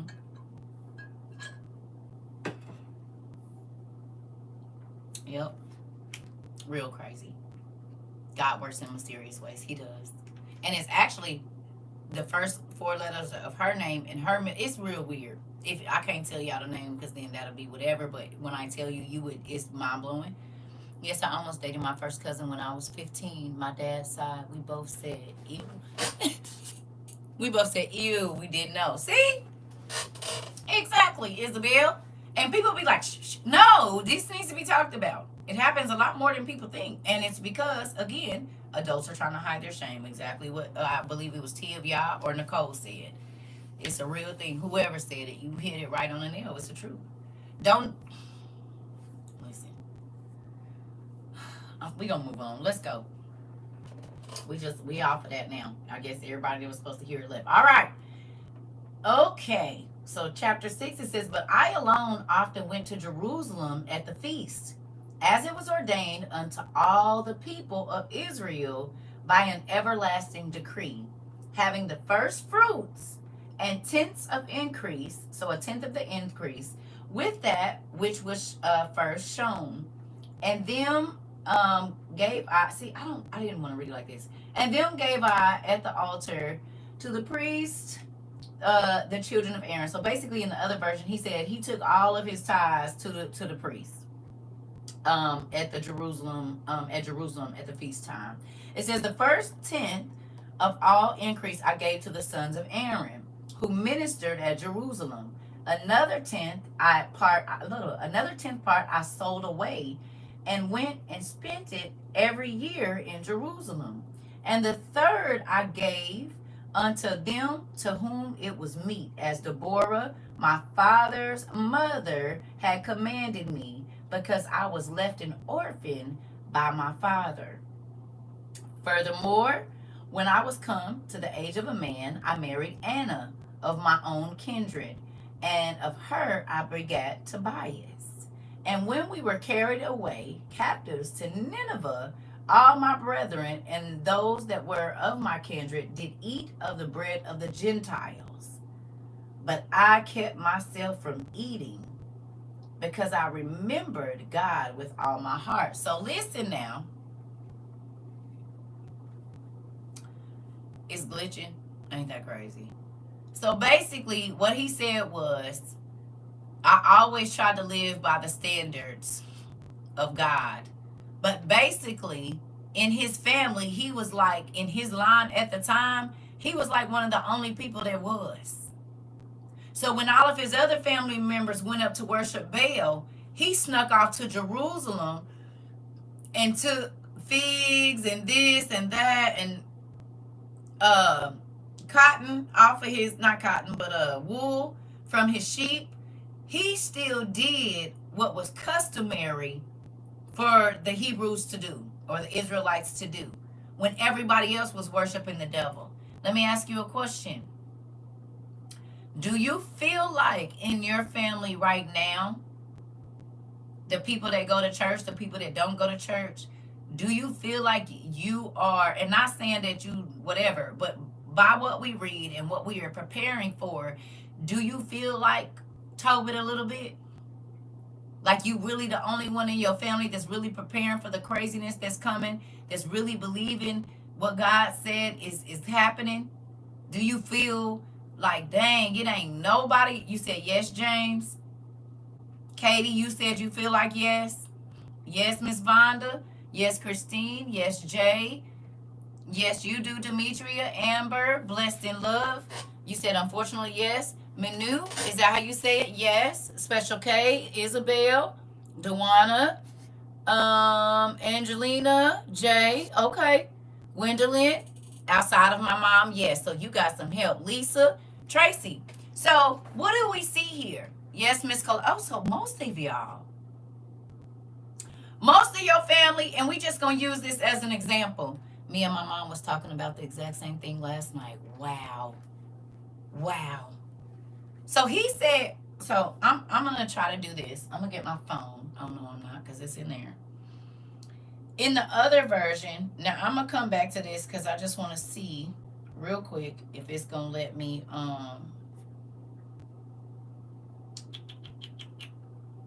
on.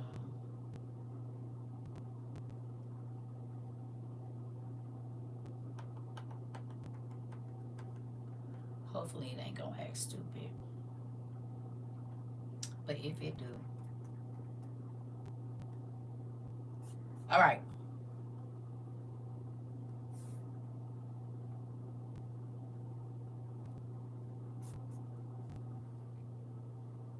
Okay. So y'all stay where y'all at, but I'm gonna read this in the Good News translation because I want you to see what all this man was given when he was going there, okay?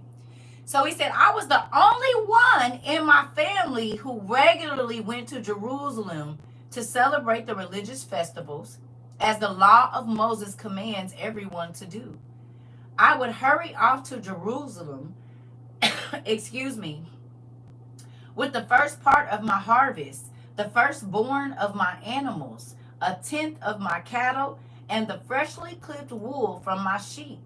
Then I would stand before the altar in the temple and give these things to the priests, the descendants of Aaron.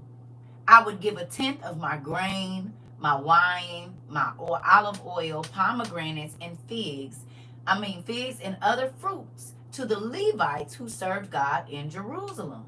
Every year, except the 7th year, when the land was at rest, I would sell a second tenth of my possessions and spend the money in Jerusalem on the festival meal.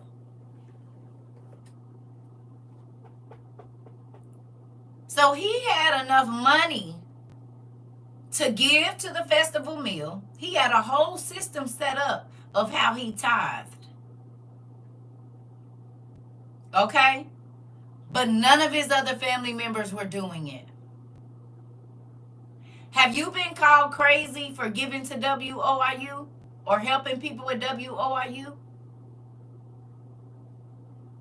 Anybody? They said you need to be doing this or you don't have to whatever. Anybody? Somebody said something slick to you about giving here or doing for people here or anything? Anybody? Y'all too? Way too often? Yep. Okay. But you're also the only person in your family that's preparing for what's coming, and that's prepared, yes or no? So much so that you might have had enough to give away. You said, yep, yes, I got someone to send a cash app. Uh-oh. You said in the beginning. So you see, he was the only one that was following the laws of Moses, but he also had enough to give to the priests, to the Levites, and all of these, and he was able to pay after he sold everything for the food that everybody else was gonna eat. Do you feel blessed, even though somebody might have told you that you shouldn't because don't nobody else believe it? Do you feel blessed because you do help other people? Has your financial situation changed where you're able to give more? And I ain't even talking about the WOU. Y'all give outside of here.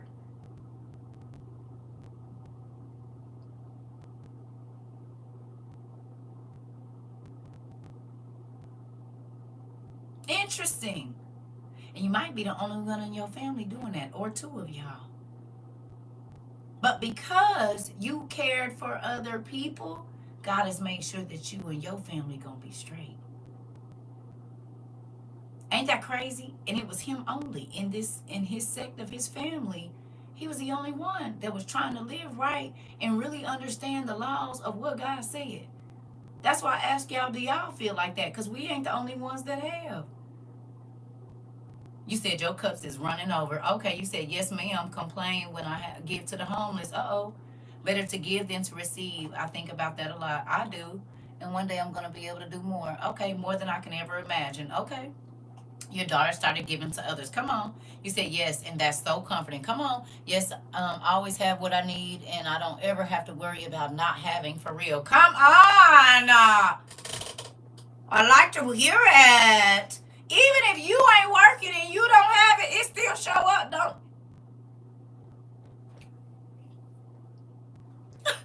You ain't even got to be working. You don't even have to be working, honey. God is going to send it when you line up with what it is that he needs you to do, with his laws. Not the religious laws, God's laws. Mm-hmm. Okay. And you feel like you by yourself in it because the family won't jump on board. So did Tobit. You said it's not always money. Sometimes it's spending time with the person. Yes, we know, but I'm just using this as an example because he gave a physical thing, right? Yes, you said I give to the needy, our hometown area. Hold on. So many homeless appreciate what we give: clothing, food, hygiene products. Okay, and ever since I started giving money away, I'm not working, and yes, money shows up. My family refuses to help. Come on. Sometimes God let them say no so he can show you how big he is. Took me a long time to learn that lesson. Hello. Sometimes he make them say no so he can say yes to you. So they can't take the credit for what is going to happen in your life. Because family good, that wouldn't have happened if we wouldn't have helped them. And that wouldn't have happened if we wouldn't have did this. Family good for that. God said, I don't want to give you the money to be able to be a blessing. Shut up.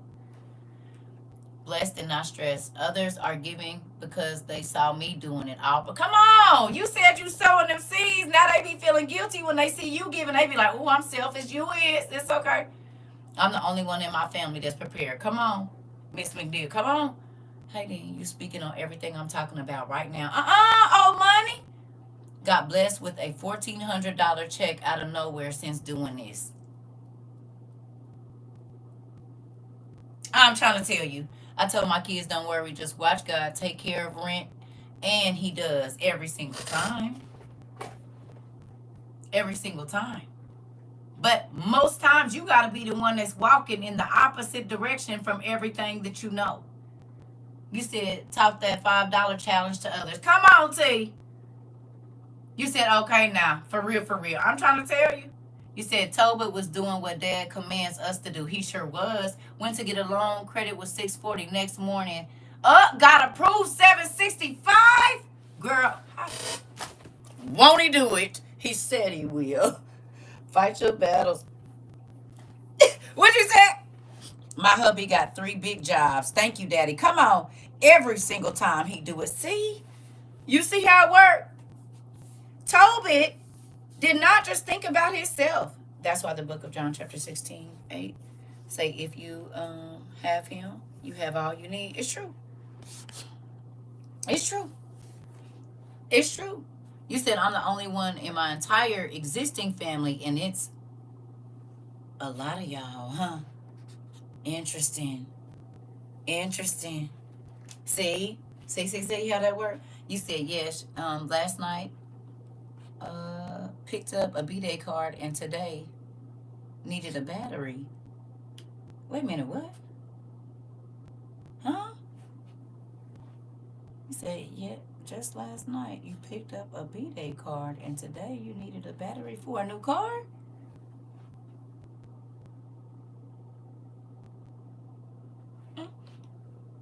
Mm-mm. So are you saying you had a birthday card and you picked up money with it and you used it for your battery today? Right. Had the money to do it. Oh, come on with it. Tadera. Well, happy birthday if I missed it. Listen, she said she went to pick up a birthday card and needed a battery and had the money to go get the battery. It was in the birthday card. I like it when you do that. I like it when he do that. I like it. I like it a lot. You said what? You said you wasn't even expecting it. You just went. He don't gotta tell you where it's coming from. Remember I told y'all? I said, y'all be worried about the wrong things. You worried about how it's gonna come. I said, I'm just worried about if he gonna do it or not. And I know he is. So I don't gotta worry about who it's gonna come from. I don't have to worry about where he's gonna send it. K-Staff, listen. I don't gotta worry about that. I just have to believe that he gonna send it. He can send it a gazillion ways. Uh-huh. Yeah. You said and is. I'm trying to tell you. You said was not that part? Okay, I'm lost. Well, basically, you had the money to do whatever you need to do, and it was in a birthday card. Okay. My spiritual mother is in class with us right now. Well, hello. Come on. Come on. Okay. Okay. That part. Whatever you was supposed to go do, God sent the money before you had to go do it. And y'all want to go back to the regular life? Who want to go back to your regular life where you used to be talking about what you got to get done? If I don't work, I'm not going to have it. Well, I don't speak that over my life. I mean, if that's what you want to say, he can send it whether you working or not. Because you could be working for him and not necessarily clocking into a clock, and he's still going to do it. Hello. Oh, okay. You said not me, not ever, ever. Nope, not me, not me. To that other life. That you said, Okay. I definitely stopped saying that. Good. Good. Not me. Life too good on this side. I told you said, no. Listen, I won't go back either. I don't want it. I'm gonna let God be God in my life, and I'm gonna let Him work out everything He's gonna work out, and that's just it. That's just all. I don't know. And that's for you. But as for me and my house, come on. There's nothing over there. Oh yeah, I know. This is a lighter way to live. And you would think people say because oh, it's too many rules and it's too many this. Is it? Because when you take a look at it, it really ain't that many. But the devil do got a lot of rules for you. And he's always going to add more weight while God is subtracting it. Hello. I don't want no parts of it. I won't go back, can't go back. I'm trying to tell you. You said you used to feel that way. Thank you so much. Listen, I know how it go. The devil adds a whole bunch of weight. God be like, you want me to take it now? I got it, God. I got it. I can. Just hold on. Let me stay here for a minute. He said you done took 10 breaks in 10 minutes. Do you want me to hold it? No, I'm strong.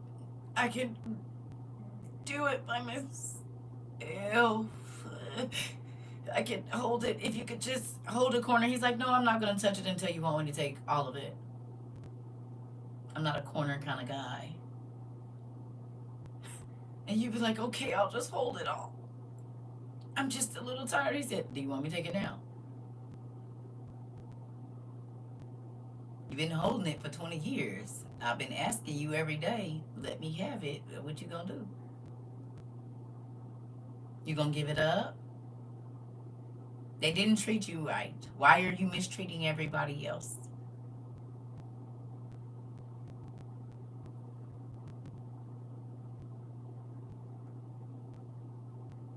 How about you treat people better and then you get to let go of how bad they treated you? No? You're going to make everybody pay, so you're going to add weight to other people. That means more bricks have to be added. You said dang onions. Sarah, listen, I'm trying to tell you.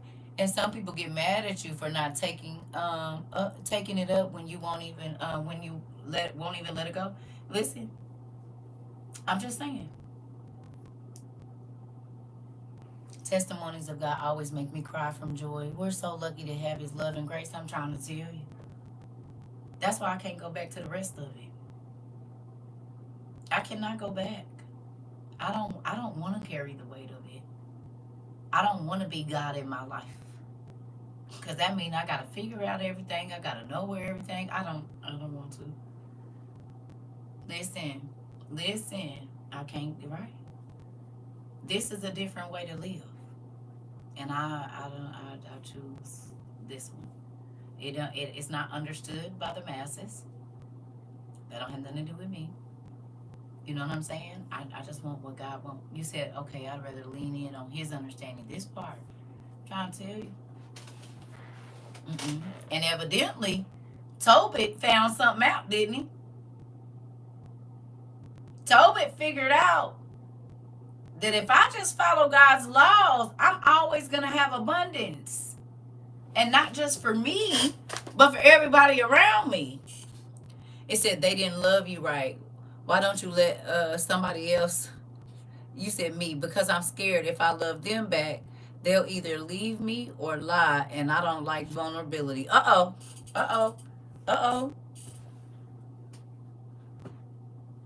You just gonna stay. Get over here and sit down. Stay out of my business. Hello? Listen, you just don't know what you just did for me. I've been that way, but you are freeing. God is freeing you, Miss Walker. I can't free nobody, girl, but God is doing it. Wow, I just had a conversation with my charge manager telling me if I need this job, and I looked at her and told her God is a waymaker. They don't like when you say that. Baby, I don't know if you was here, Aaliyah, for the conversation, but baby, when I did work in collections and I was pregnant with my daughter, that man gonna say something about you got this many demerits or whatever it is, whatever. If you keep going in this way, you won't have a job. I said, I won't leave this job until God wants me to. And when he does, when he wants me to leave, then he'll have something else lined up for me. I was 22 and pregnant with my fourth kid, or 23 pregnant with my fourth. Baby, I had a real bad car accident within 2 days of that. And they had to pay me, and I was only coming into work first 6 hours, then 4 hours, then 2 hours, then y'all just gonna pay me while I'm off. Did my 6 weeks with my baby. Came back to work, and at lunchtime I said, yeah, I hate this. Walked up to that man and said, you remember when I told you that I was going to leave this job when God was ready for me to leave? He said, yeah. I said, here you go, I quit. And walked out. I won't be back from lunch. Y'all can have it. I'm going home and get my kids. hmm That was in 2003, honey. Trying to tell you, he kept trying to threaten me with that job. You ain't threatening me with nothing. God will make you leave before he make me leave, sir, ma'am. You'll be in here to sell your company fooling with me. I'm going to go talk to my daddy about this. And that's the real management. Don't let this little job fool you, sir or ma'am. Hey, it didn't happen to your titi too many times, baby. I don't be worried about none of that. Or sis, I don't know where we at age, but and I tell my kids that all the time. Let your boss get in there and just go talk to God about them. Baby, you'll come to work on Monday, new boss. Because everything they think they getting away with and they doing to you, God is racking it up. Now you about to have to deal with it. Crazy. I will tell my daddy and do snitch every day. Especially when I know I'm trying to be right to you, baby. I will go in the bathroom, honey. Don't let me drop no tears. Don't let me drop no. He know my heart real hurt, baby. Sometimes it be instant. Watch it. My daddy's a king and I'm a princess. I might look like a pauper, but guaranteed I'm royalty. You hear me? My daddy is the king, not a king, the king. Okay. I had a manager like that. He was fired, and I'm going on 21 years at the company. Tracy, Circus said, "I'm telling you, he is. I'm trying to tell you how it works. See, y'all don't be using the right tools. He said, come to me for everything. You important to me. See, we'll be trying to figure it out and fight it, hey, sir, and do all that. Let go. Go on and God, I need you to take care of this. And don't wish nothing bad on them. Just really ask for relief for yourself. They'll be moved to a whole different part of the job, baby. I'm trying to tell you. You said you got to stop it. I just got through crying like a baby. Listen, it's a real thing. Y'all don't be taking y'all problems to the right place. Y'all take it to your home girl, your husband. They can't do nothing. You hurt my heart bad enough, I might go into tongues in your face. Like I be trying to talk to you and explain it. God don't even want me to tell you because he about to take care of it, babe. It's didn't happen. A nigga was looking at me like this. I was trying to tell him how I felt he did me. Baby, God wouldn't even let me get the real words out. It was nothing but tongues. He just turned around and walked away. I don't know what that. But God said, don't talk to him no more. Talk to me. And I promise you, within a few years of that brother's life changed drastically. But because he felt like he had power and he had this or he had his size and this, that, and the other, and we was in his city, and okay. I wasn't calling you, asking you to pray to your God or whatever. You was calling me, asking me to pray to my God. I said, I thought you was God. Didn't you tell me you was God? So why you won't get yourself out of your situation, God? Now you want me to go to my daddy that you laughed at and called a whatever, a spook and all this old stuff, and he's not real. Now you believe in him? No, I won't be asking him to get you out of jail. I actually won't be doing that. When I don't know how I feel about a situation, I say I'm going to ask God's will be done. Because I might pray the wrong thing at that moment. So I just be like, I'm going to pray that God's will be done because I ain't got no answer for you. Why would I pray? If God put you over there, I know why you. Because you kept me like locked up in a situation. For about the same amount of time too, which is real, real crazy. I knew what it was for. That's why I said I don't be fighting my own battles no more. I'm going to let you do whatever you want to do. Then I'm going to talk to my daddy about it. I'm going to go talk to the creator of everything you see and you don't. And then I won't have to worry about it. He going to take care of you and everybody else involved in the situation. And I ain't saying it like, oh, my daddy going to hurt you, because I don't pray for God to help nobody. But I do ask him, do he see? Hey, I'm enjoying today's message, by the way. Oh, thank you. I appreciate it, sir. Yeah. Yeah, God's will be done. Yeah, I'm going to pray that God's will be done. That's all I can pray. Girl, thank you. But so I've been trying to, because this menopause is doing me in, sis. my skin feels like a scratch and sniff right here. In this area right here, it's even discolored. You can't really see it, but if I get out in the sun, it's like a pinkish color. So I looked up the rash. And so the butterfly rash, it used to just come right here. But if I leave these glasses here, like, it's really bad. Where I'm waking up with a whole flaky skin, but I can't put no oil on my face. So I don't know what to do. I doubled up on my chlorophyll, not in my cup, but in the bath. I don't know what's going on.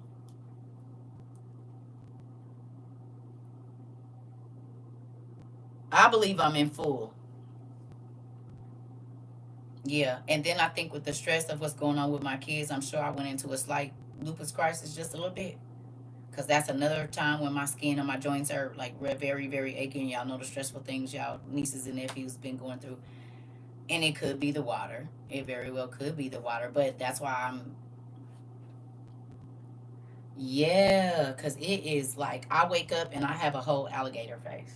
I'm telling you. Like in the skin, you can tell the difference between right here and right here. This is like, so I've been putting aloe vera on it, kind of like a sun. It kind of gives like sunburn, like kind of feel. You know what I mean? How it be like scratchy. Yeah, it is. And it's bad. It's getting worse because it's all in my eyebrows and everything. I saw this one young lady, hers was so bad, her skin was pink. And I saw my skin starting to get that. You probably got to go ahead and drink that grass. Nope. I put it in my water, Nisi Poo. I bathe in it twice a day. That's as close as it's going to get to being on the inside of this. It's going to absorb through the skin. I don't want no parts of it. Anyway, moving on. She always want to try to get me to drink the bottom of a lawnmower. No.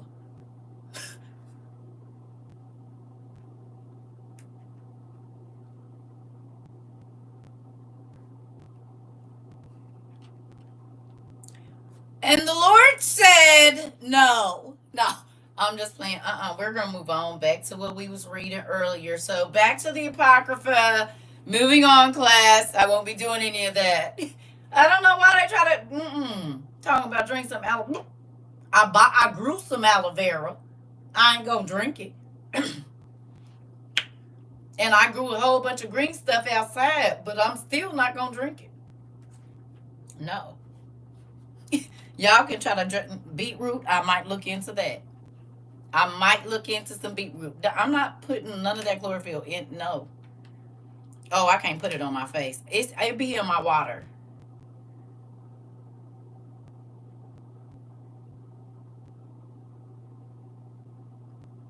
Okay. We're not gonna talk about it. We're gonna move on. Let's get back to the word. Come on, because you guys are going too far. You're going too far. You hear me? Y'all know I'm not drinking that grass juice. I'm not gonna do it. Y'all can spruce it up with lemon and put a little orange in it. I don't care. And I'm not drinking no slimy juice either. I'm not drinking no okra water. I'm not drinking nothing with no beads and bulbs in it. I'm not gonna be no. No, I don't want no parts of that. Don't ever, no. I put aloe on it. That's why it's looking a little shiny now. I just don't, okay, well, I might be able to do the pills. But if it gotta go past my, like, I keep telling y'all, my daddy had a lawn service. And so the smell of the bottom of the lawnmower after the, no. And you want me to drink that smell? Oh my God, no. You must not have never had to flip the lawnmower up and get all of that from under there. Have you smelled it? That's exactly what chlorophyll smells like. And you want to drink it? It smells like the bottom. I call it bottom of the lawnmower juice. No. Grass juice or bottom of the lawnmower juice. Drink whatever you like. I won't be having any. I'll pass. Here you go. I'll put it over there on your side. You said you drink okra water every day. Huh?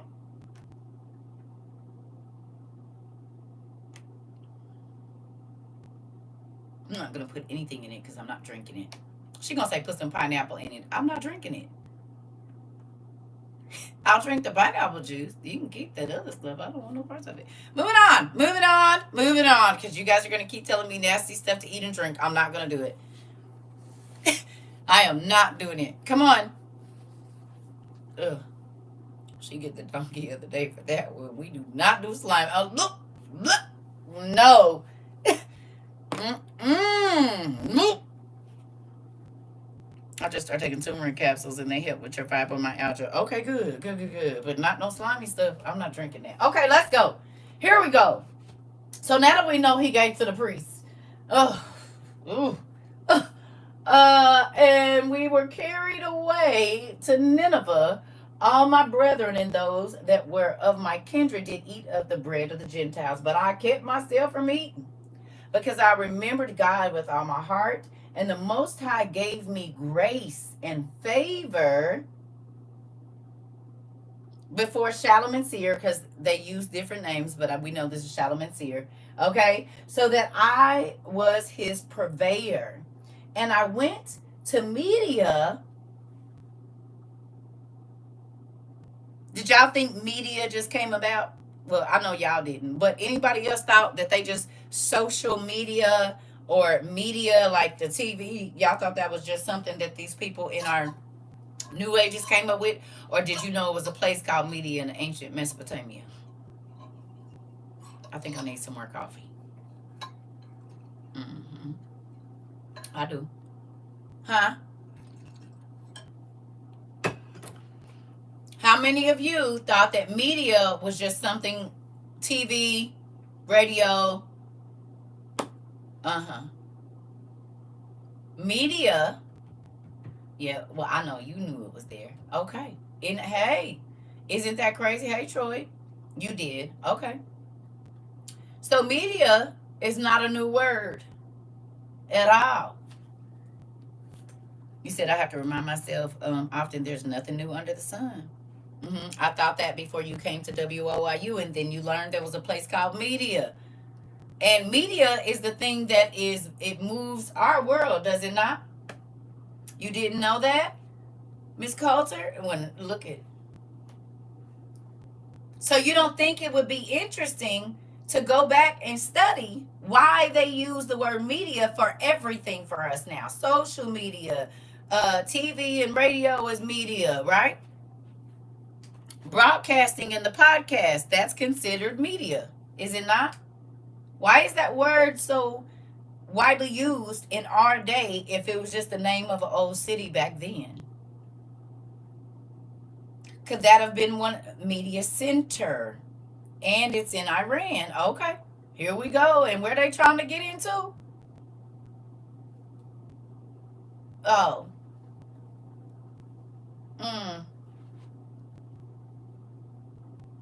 Multimedia. Interesting. Okay. That's right. That's right. Okay. Here we go. All right. It says, and I went to Media and left in the trust with Gabriel, the brother of Gabrias, at Rages, a city of Media, 10 talents of silver. Right? So when I looked it up, it's 600 pounds, and I got my phone in the other room. But 600 pounds of silver is worth $22,000. It's like 22,000. I think it's 22,400 and something. But I know it's almost 25,000 or $23,000. 600 pounds or 10 talents is 600 pounds of silver. And I looked it up today. So he left 22 grand or almost $23,000 worth of silver in media when he went down there in a bank or some type of, banking system, whatever they had back then. I don't know, in the treasury of the king or wherever he left, in some treasury, he left 23. You said that's guap, right? He left 23, basically almost $23,000 when he went there. And again, I know some of y'all study with us a lot, so y'all know I beg y'all to go and look up how much it would be worth now. Because when they say, oh, they gave him 7 talents of this and 6 talents of that, okay, but we just think a couple shekels or something. But when you go and you add up the value of that right now, you will realize none of God's people was broke. The people that listen to God, they had money. They chose not to live. It's like the rich people, they go live, like get them a farm and they're loaded, but they don't act like they loaded. That's how Jesus's people were, y'all. God's people were. You realize that, right? You do. They just didn't live super gaudy, but they had it.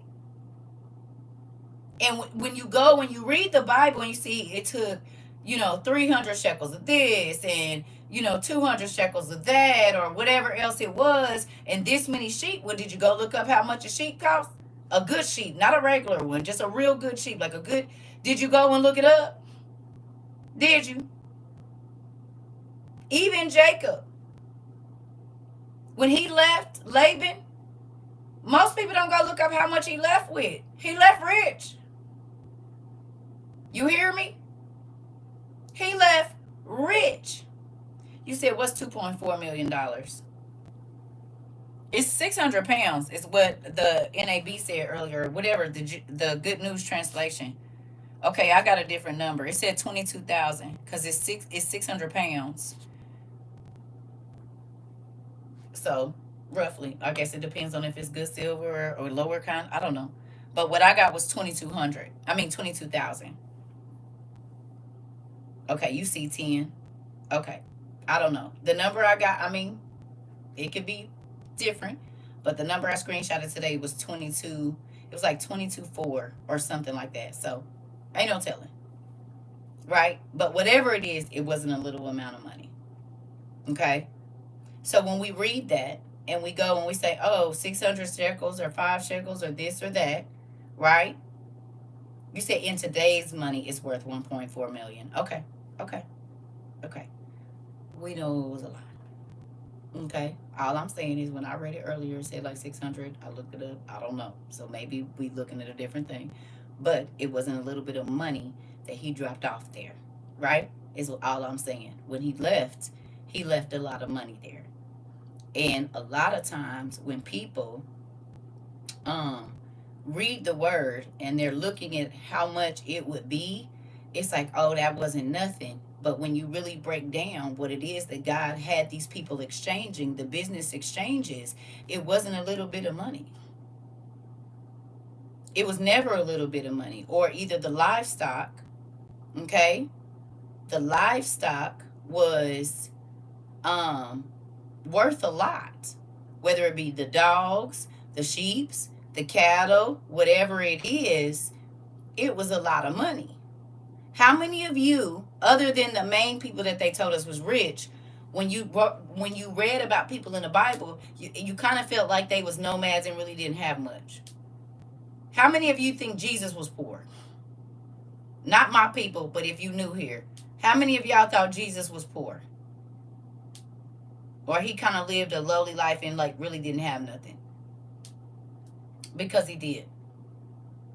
The whole time, with his first 2-3 years, everywhere he went, people was giving his mama money, gifts, gold, linen, everything. Yeah, well, the way that they teach it is Jesus was poor. He was just a lowly carpenter. Right? He didn't really have basically that's what I heard. And technically he was homeless because he didn't have a place to stay. That didn't mean he didn't have money. How many times have they found a rich person like a nomad, right? How many times have they found a rich person on the street living like they don't have nothing and they're stupid rich? And I'm not talking about the bosses, like the fake, whatever boss, acting like they broke. No, they find super rich people.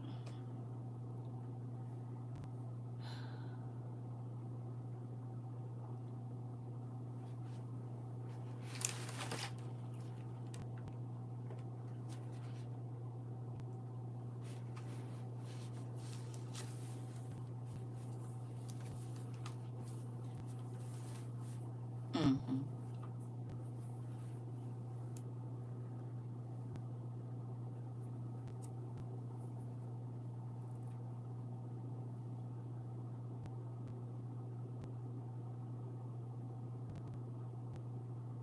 Y'all act like he only had one name.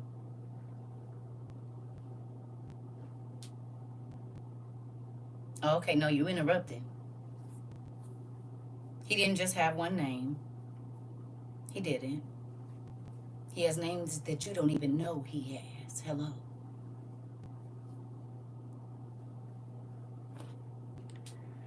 Lord Jesus.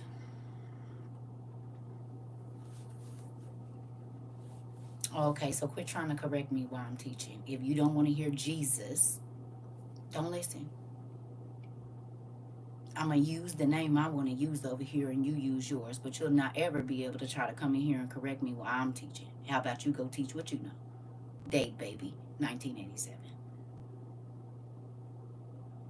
Hello.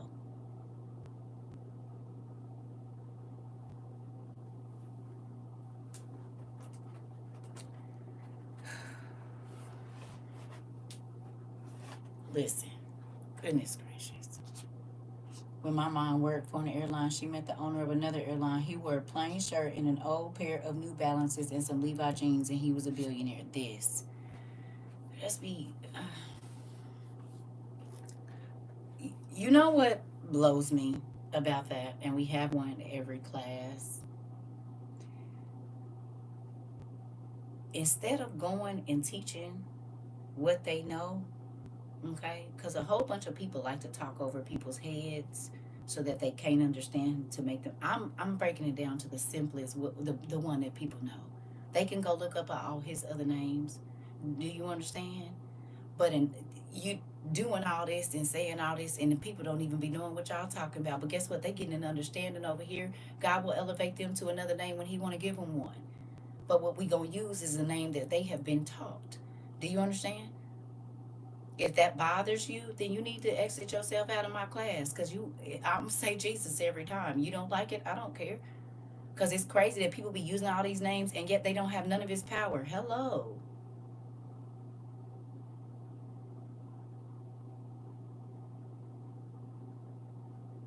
Cause I guarantee you, what I'm doing is not powered by the devil. So they be using all these names and they still don't have no power. I ain't worried about it.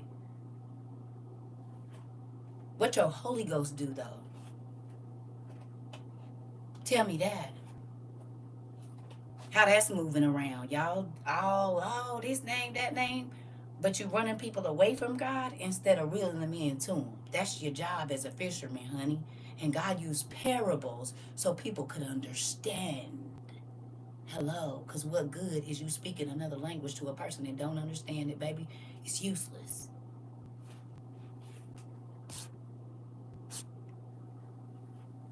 I don't know why they do that. And the more people you want to obey Christ, the more blood on your hands. You hear me?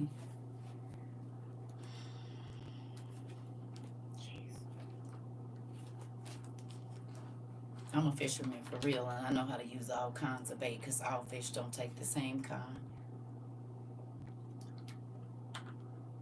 But I got a whole bunch of bait out. I got a whole bunch of hooks. I done used R&B to snag people and bring them to Jesus. Trap and music. What you mean? Y'all use the same bait every time and wonder why people be running from y'all. They be trying to come find me. Not even trying to be funny, because I got the right bait and might try to get you some. They say it's power in His name, Jesus. The only listen. This is the thing. The people forget that Jesus went into all the earth. Y'all forget He lived in Egypt for like years, and then He was gone. Do you understand? So what was His name in Japan? Because we already looked this up. They don't say Jesus. They use it's a completely different vibe over there. They don't even have some of the vowels we have. Like what?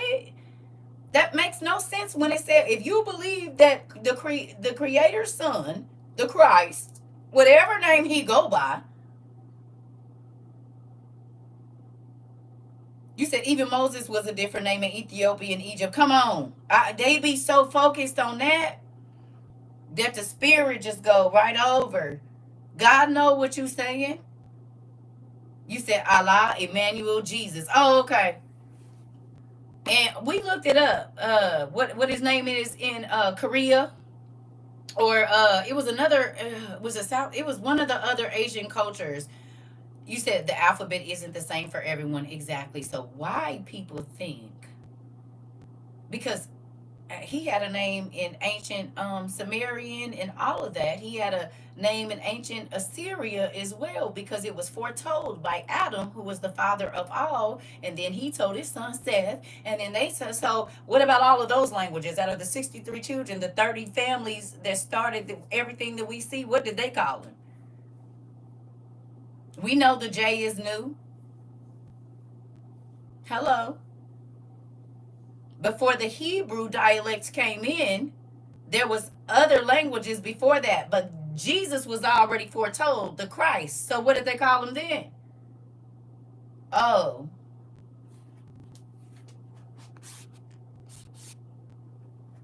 Hebrew was not the first dialect of language. It wasn't the first letters. It wasn't the first. And Jesus was foretold to Adam.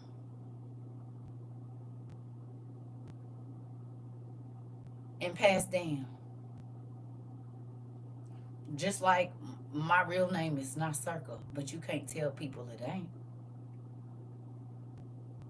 There's people that know me by a few other names. But when you see my face, I'm still the same person. No matter, my kids call me mom. My grandkids call me mama. Y'all call me CERCA. Some niggas call me female dog. But you know what I'm seeing? It's still my same face, honey. I'm still the same person. Hello. Clock it. What you mean? I'm just saying. It don't matter what they call you. It matter what you answer to. You said what? Sarah, they better leave me alone. Queen, don't leave me alone. Y'all be too. I want to know. I'm not trying to run nobody away from God. I'm trying to. You said, where's the shirt with the rules? Come in and sit down, baby. Listen, Chevy. You said our Lord is the reason for the transliteration. This part, they forget that he went to every race of people. What's his name in the dialect where they do all the ticks in Africa? And it's a real, and they be, what's it? How you say his name over there? Because I'm interested. I be looking at it when they be talking. How you say his name in that language in Africa, where they just speak in ticks and high pitched sounds and lower sounds and guttural sounds. How you say Jesus in that, or the Christ? How you say it? Tell me. Can you do it? Because he went to them too. So how do you say Yahshua or Yahuwah in ticks and clicks? I'm ready. I'm listening.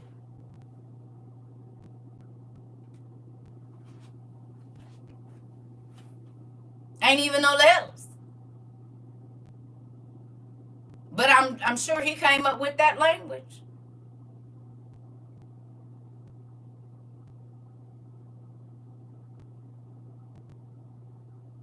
So is their name wrong because it's ticks and clicks?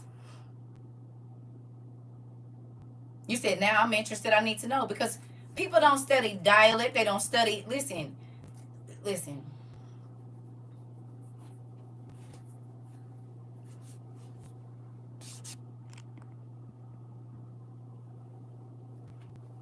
You make no sense when you say stuff like that, and you run people away from learning about Christ. And this is why he got to speak in parables so people could understand.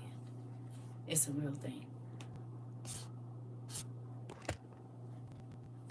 It's crazy, Zion. I don't understand. Like, they don't believe the words they be reading, and you can tell.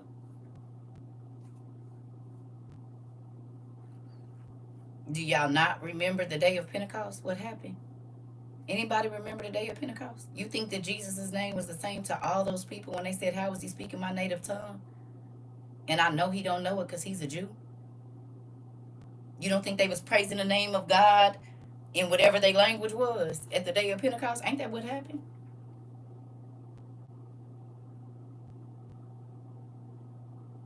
But they all knew that the Christ was being praised? How is it? And they don't speak the same language. So evidently there was a name that everybody could understand. You see where I'm going with that? You got to believe what you read and not just read to try to school somebody. You have to understand it for yourself in order for people to receive it from you. That's why a lot of them is going to be unalive prematurely, and then and the thin line of access to paradise may be snipped. I'm trying to tell you, it's scary. You said they know by his fruit, no matter what name he went by, because he didn't go by the same names everywhere. Or else there would be no reason for him to go into the world. He could have sent some stuff out. It said he went to all nations, all people, everywhere. So he went to the people that click when they talk. And however you say his name in clicks and ticks, that's how it sounds over there. When he went to Japan, and these people were around, they was already here. Case in point.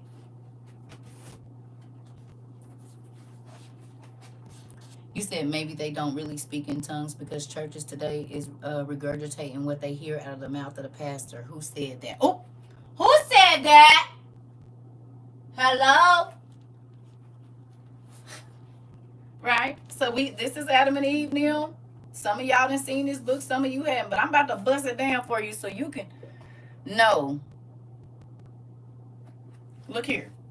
So this was Adam and Eve, started right there. You see it, them two people. Now this book real big, so I gotta be careful when they sons. You see that? Uh-oh. You see that? Can you oh! You see Cain and Abel and Adam, and mind you, there was more kids born in there. But we just gonna do with the line of Jesus. Okay. Okay. So then people started to grow in all the families and the bloodlines, because that's what this is, the bloodline. We're going to keep going, more bloodlines. It's starting to get wider and wider and further down the page. What? So now, at the Tower of Babel, we have Mitzrayim starting Chaldea or Babylon. We have, what is that? China. What? And Greece. Well, and the Hebrews was at the top. We got Phoenicia and Canaan. Oh, okay. Okay, now you see where all these lines started, right? And they break off. Assyria came out of the line of what's it say here? Hold on. Out of the line of Babylon, and then it went. And so then, what is that? More lines. And you can see down here the dynasties, okay, and the Italians when they showed up. So what was Jesus's name? Right, those meals, right. What was his name? Because he was foretold at the beginning through all of these.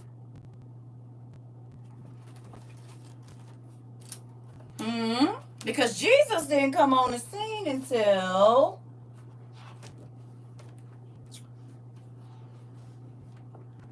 all the way down here. What? So what was his name? With all of these lines that then came out. What was his name? He didn't come all the way back here. You see, y'all think that is? Huh? What was his name prior to that? What was his name? Huh?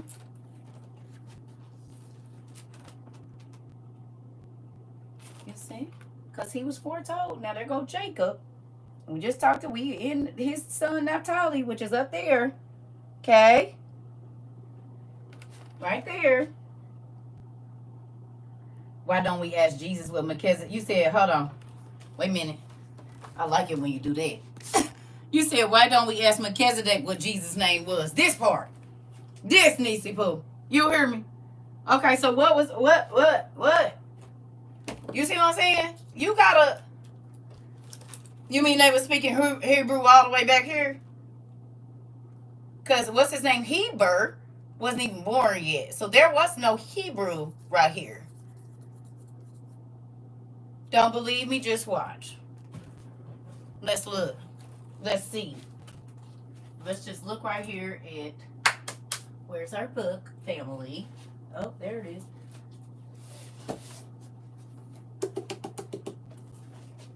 Right? Just so you know.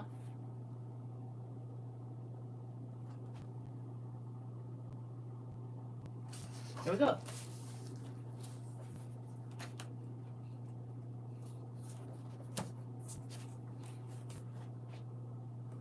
See Hebrew way up there?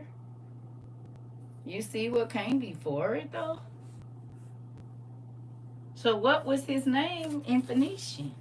Because this is how we got all our letters. Hello? Even the ones you write today. Huh? Coptic, see it down there? Russian, Latin, Greek. Amharic, Nagari, Dravidian, Bengali, Kashmir, Tibetan, Javanese, Korean. Not spelled with the K, but spelled with a C. Oh, okay.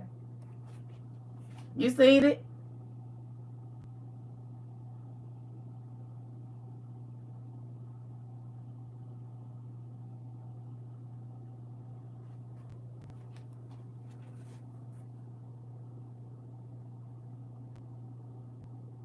Because he was foretold from the first people, per the book of Adam and Eve. So what language?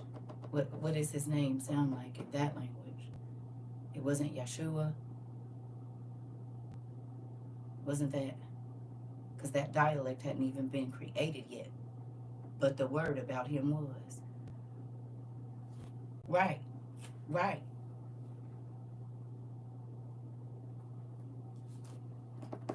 Quit talking crazy to people.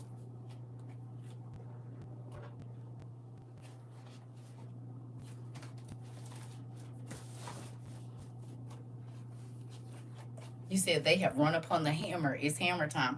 Because that's why I don't be arguing with folks. We just gonna move on with our class.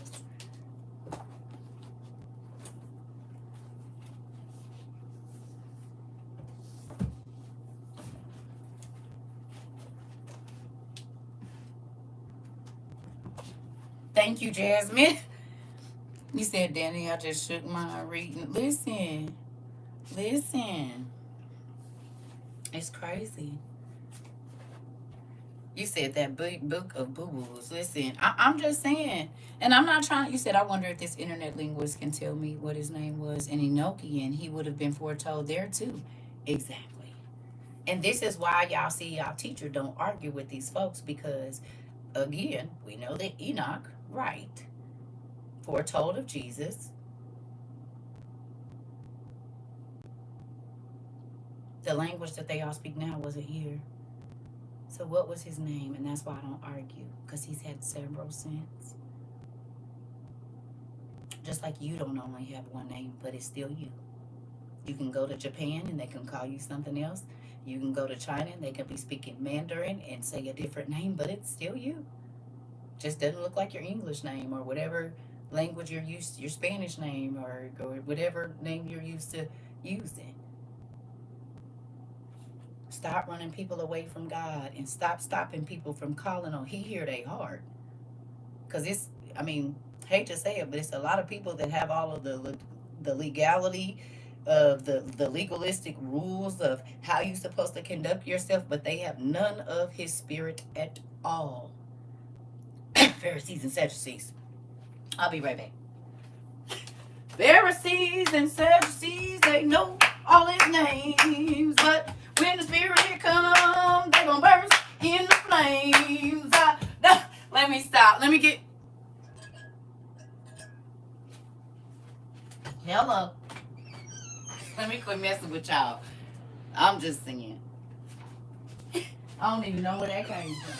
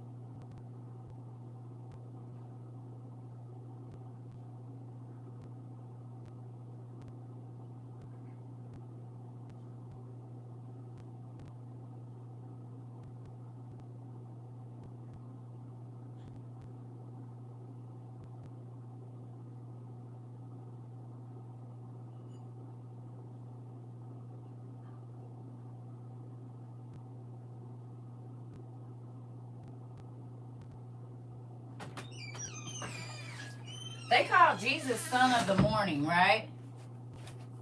Ain't that what they call Jesus, the son of the morning? Is that what they call him?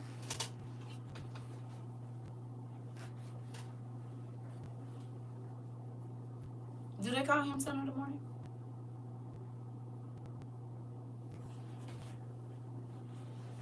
Is that one of the things that he goes by? Son of the morning.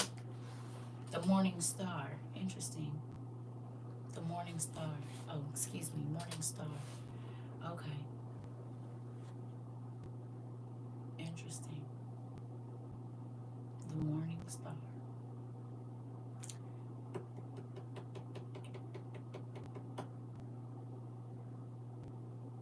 Okay, Lucifer was son of the morning. Excuse me. Lucifer was son of the morning. And, excuse me, I got him confused. And Jesus was the morning star.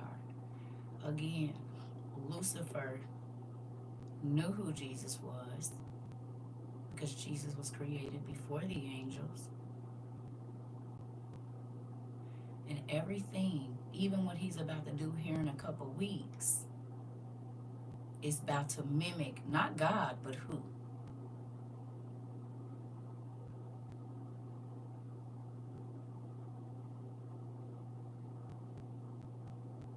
He can't even go get his own place to pop out from. He got to use Jesus's place, Jesus's miracles. He even had to take his Bible and make his own to put him in Jesus's place, did he not? Everything that he does is to mimic Jesus. Now, it's crazy we talking about this because I actually had this thought the other day and I was going to mention it to y'all. If Jesus isn't the real name, why can't people talk about him? In Jerusalem, you can't talk about Jesus in certain places. In other countries, you can say any other name but that one. You will get spit on, hit, kicked, beat. So if that's not the name, and it was a lot of people named Jesus, but he was Christ Jesus. Just like it's a lot of Bobs and Marks and Hakeems and, okay, but it's a specific Rakim that we all know. Kanye ain't the only Kanye.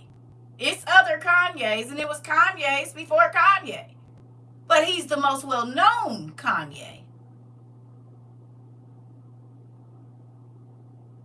Mariah Carey is not the... We got 3 Mariahs in here. I got a niece named Mariah. But Mariah Carey is the most well-known Mariah. Other than Mount Mariah. I know for a fact there's other people that have my name. Not even just CERCA, my real one. You said I'm Tyra, but not the Banks. Here we go, Smoking Gemini.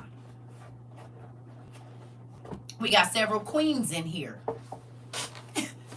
We got several Danielles and Dannys in here because the power is in the name of Jesus Christ of Nazareth. Hello. You said I'm Amber, but not Rose. Uh-oh. Thank you, Jesus. No, I'm just playing. She a man. Moving on. All right. You see what I'm saying? Everybody like, oh, it was a lot. I'm Kenya, but not more. Come on, Kenya. I'm Queen with a K, not with a Q. Okay. Okay. The head shake every time. Listen, that's my apostolic head shake, honey. Or this one. You know, some of them do that one. I said she was a go-go dancer in the 70s. I'm Micah, but not the prophet. Come on, Selena, but not the singer. I love y'all. Come on with it. You said anybody else? That is my apostolic head shake, honey. You're going to have to get... You said, listen. This is a thing. Oh, excuse me. when you get off of all of that extra, which is what I've asked y'all to do when you come over here, we just get down to the nitty gritty. Kim, not the Fields. Come on. Nikki, not Minaj. Michelle, but not Obama. I love my family. You said you want to come to play. We said let's get to the playground. We'll meet you on the blacktop. Come on in. And this isn't to go against anybody. You hear me? Hey, you said Demi, not Lovato. Is. You hear me? But do you see? Aisha, Alicia, not Keys. Come on. Come, Jasmine, not the princess. Come on, Sarah. You said spell right, not with an H. Oh, okay. Okay, Alicia, but not Keys. Come on, we got two Alicias. Come on, Is.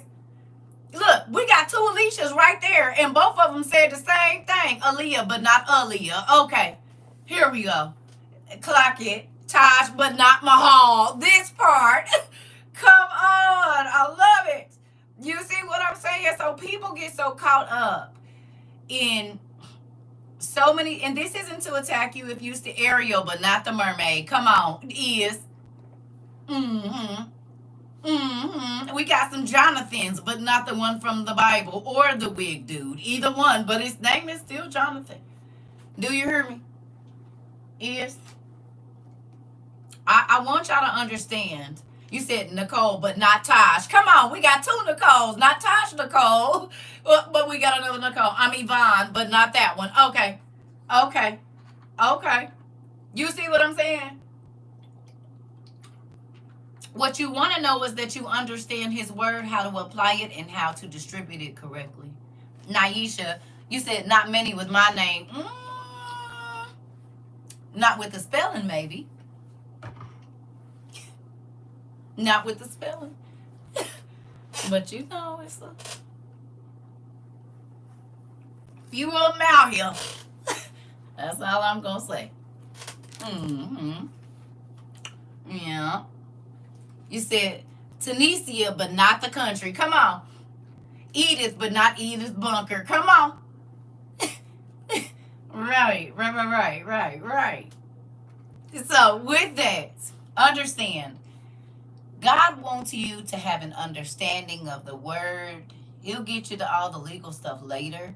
But there's so many people that understand the legalities or the legalistic part, whatever you want to call it. Listen, you see some with an I. You right. I've got a cousin named Naisha. So you're Naisha, but not my Nunu. Tamika and not Topeka. Come on. I know a lot of Tamikas, and all they Tamikas ain't. Some got an E, some got a Y, some got a H at the end. You hear me? Just get the meat of it. And hopefully, Antoinette, not the beheaded queen. And we got two of them. We got two Antoinettes. We might have three. I think we got three Antoinettes, actually. Put Tunisia, but not my mama. That part. You hear me? My son's name Alvin, but not the chipmunk. Hello. You hear me? And he's not my brother, and he's not either one of my uncles, and he's not my grandfather either. Ain't that crazy? Because they all got the same name, and then they have sons named Alvin. Okay? Me and my friend, the minister, was speaking this morning about God and the fact that there are a lot of gods, right? The way I'm laughing at my beautiful smart family right now, healing is definitely taking place, of course. Valerie, not on media. Nobody has my name. They don't even know how to pronounce it. Is it Michaelia? Michaelia? I said it wrong, didn't I? I said it wrong. It's okay. I'm going to work on it. Right now, you're going to be Miss Clark until I can get it right. I'm Beverly, but not Beverly Hillbilly. Come on. Listen. My son's middle name is Alexander, but not the one. But yes, he's still great. It's Michaelia. Okay. Michaelia. See? Michaelia. You hear me? Essence. You said I have only met one more? Well, I've met a few, but Essence.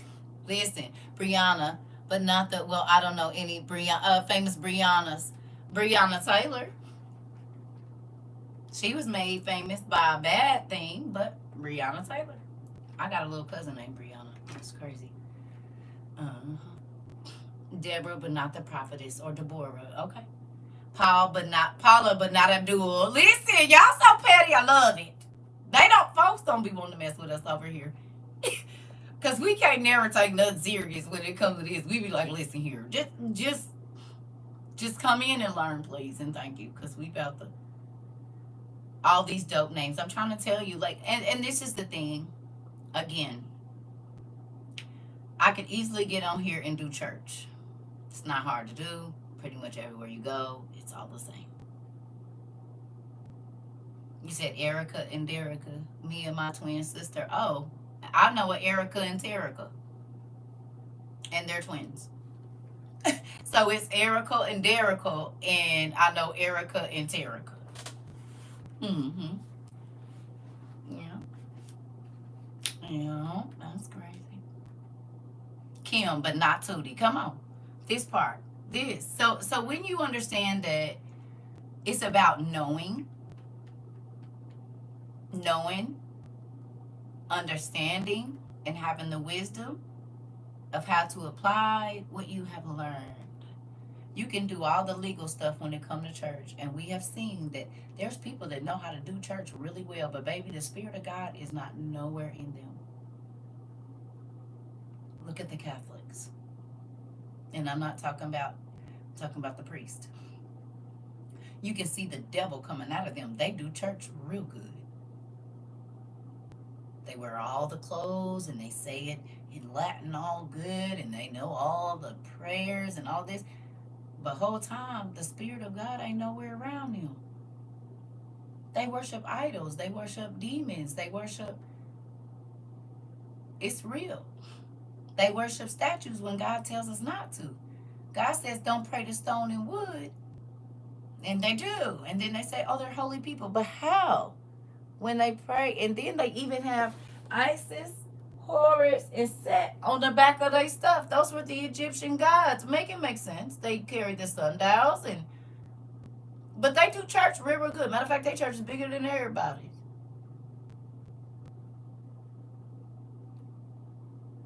They got all the religious books. They won't let nobody else see them. I wish I could get in there in some of them downstairs basements. You said you just watched the documentary. Okay. They do church real good, but they don't. The Spirit of God, you can see the devil in every pope's eyes. It's scary. The harlot, come on.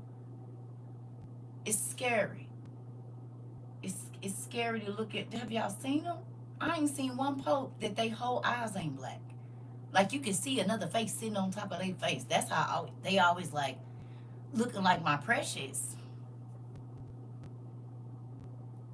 They all end up looking like my precious. You don't see no light around. I don't care how many pictures and lights is in front of them, baby. They eyes be so dark.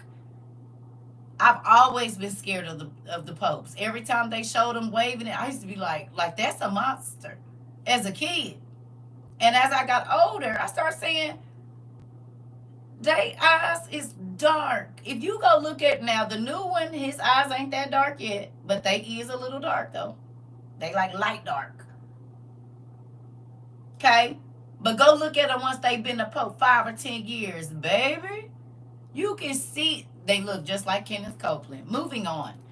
Anybody notice how Catholicism, Orthodoxy, been getting popular in politics lately? Yeah, because the Pope is going to work with the Antichrist. I think drinking blood will do that to you. Moving on. All right.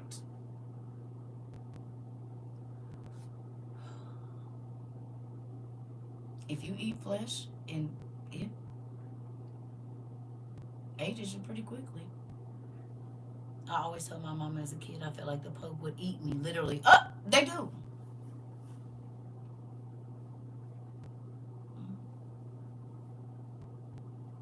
They do.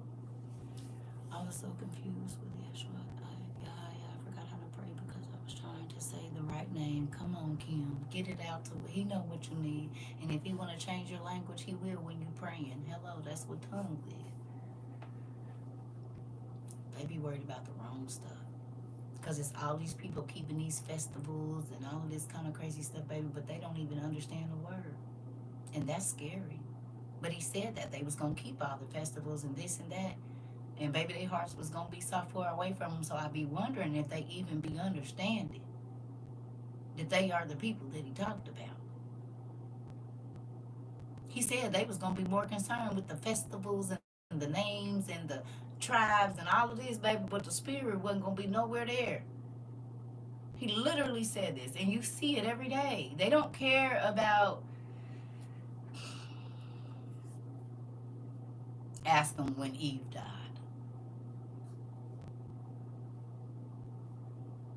Ask them how tall the giants was, not Goliath, the others. Ask them what Enoch 22 says. I don't even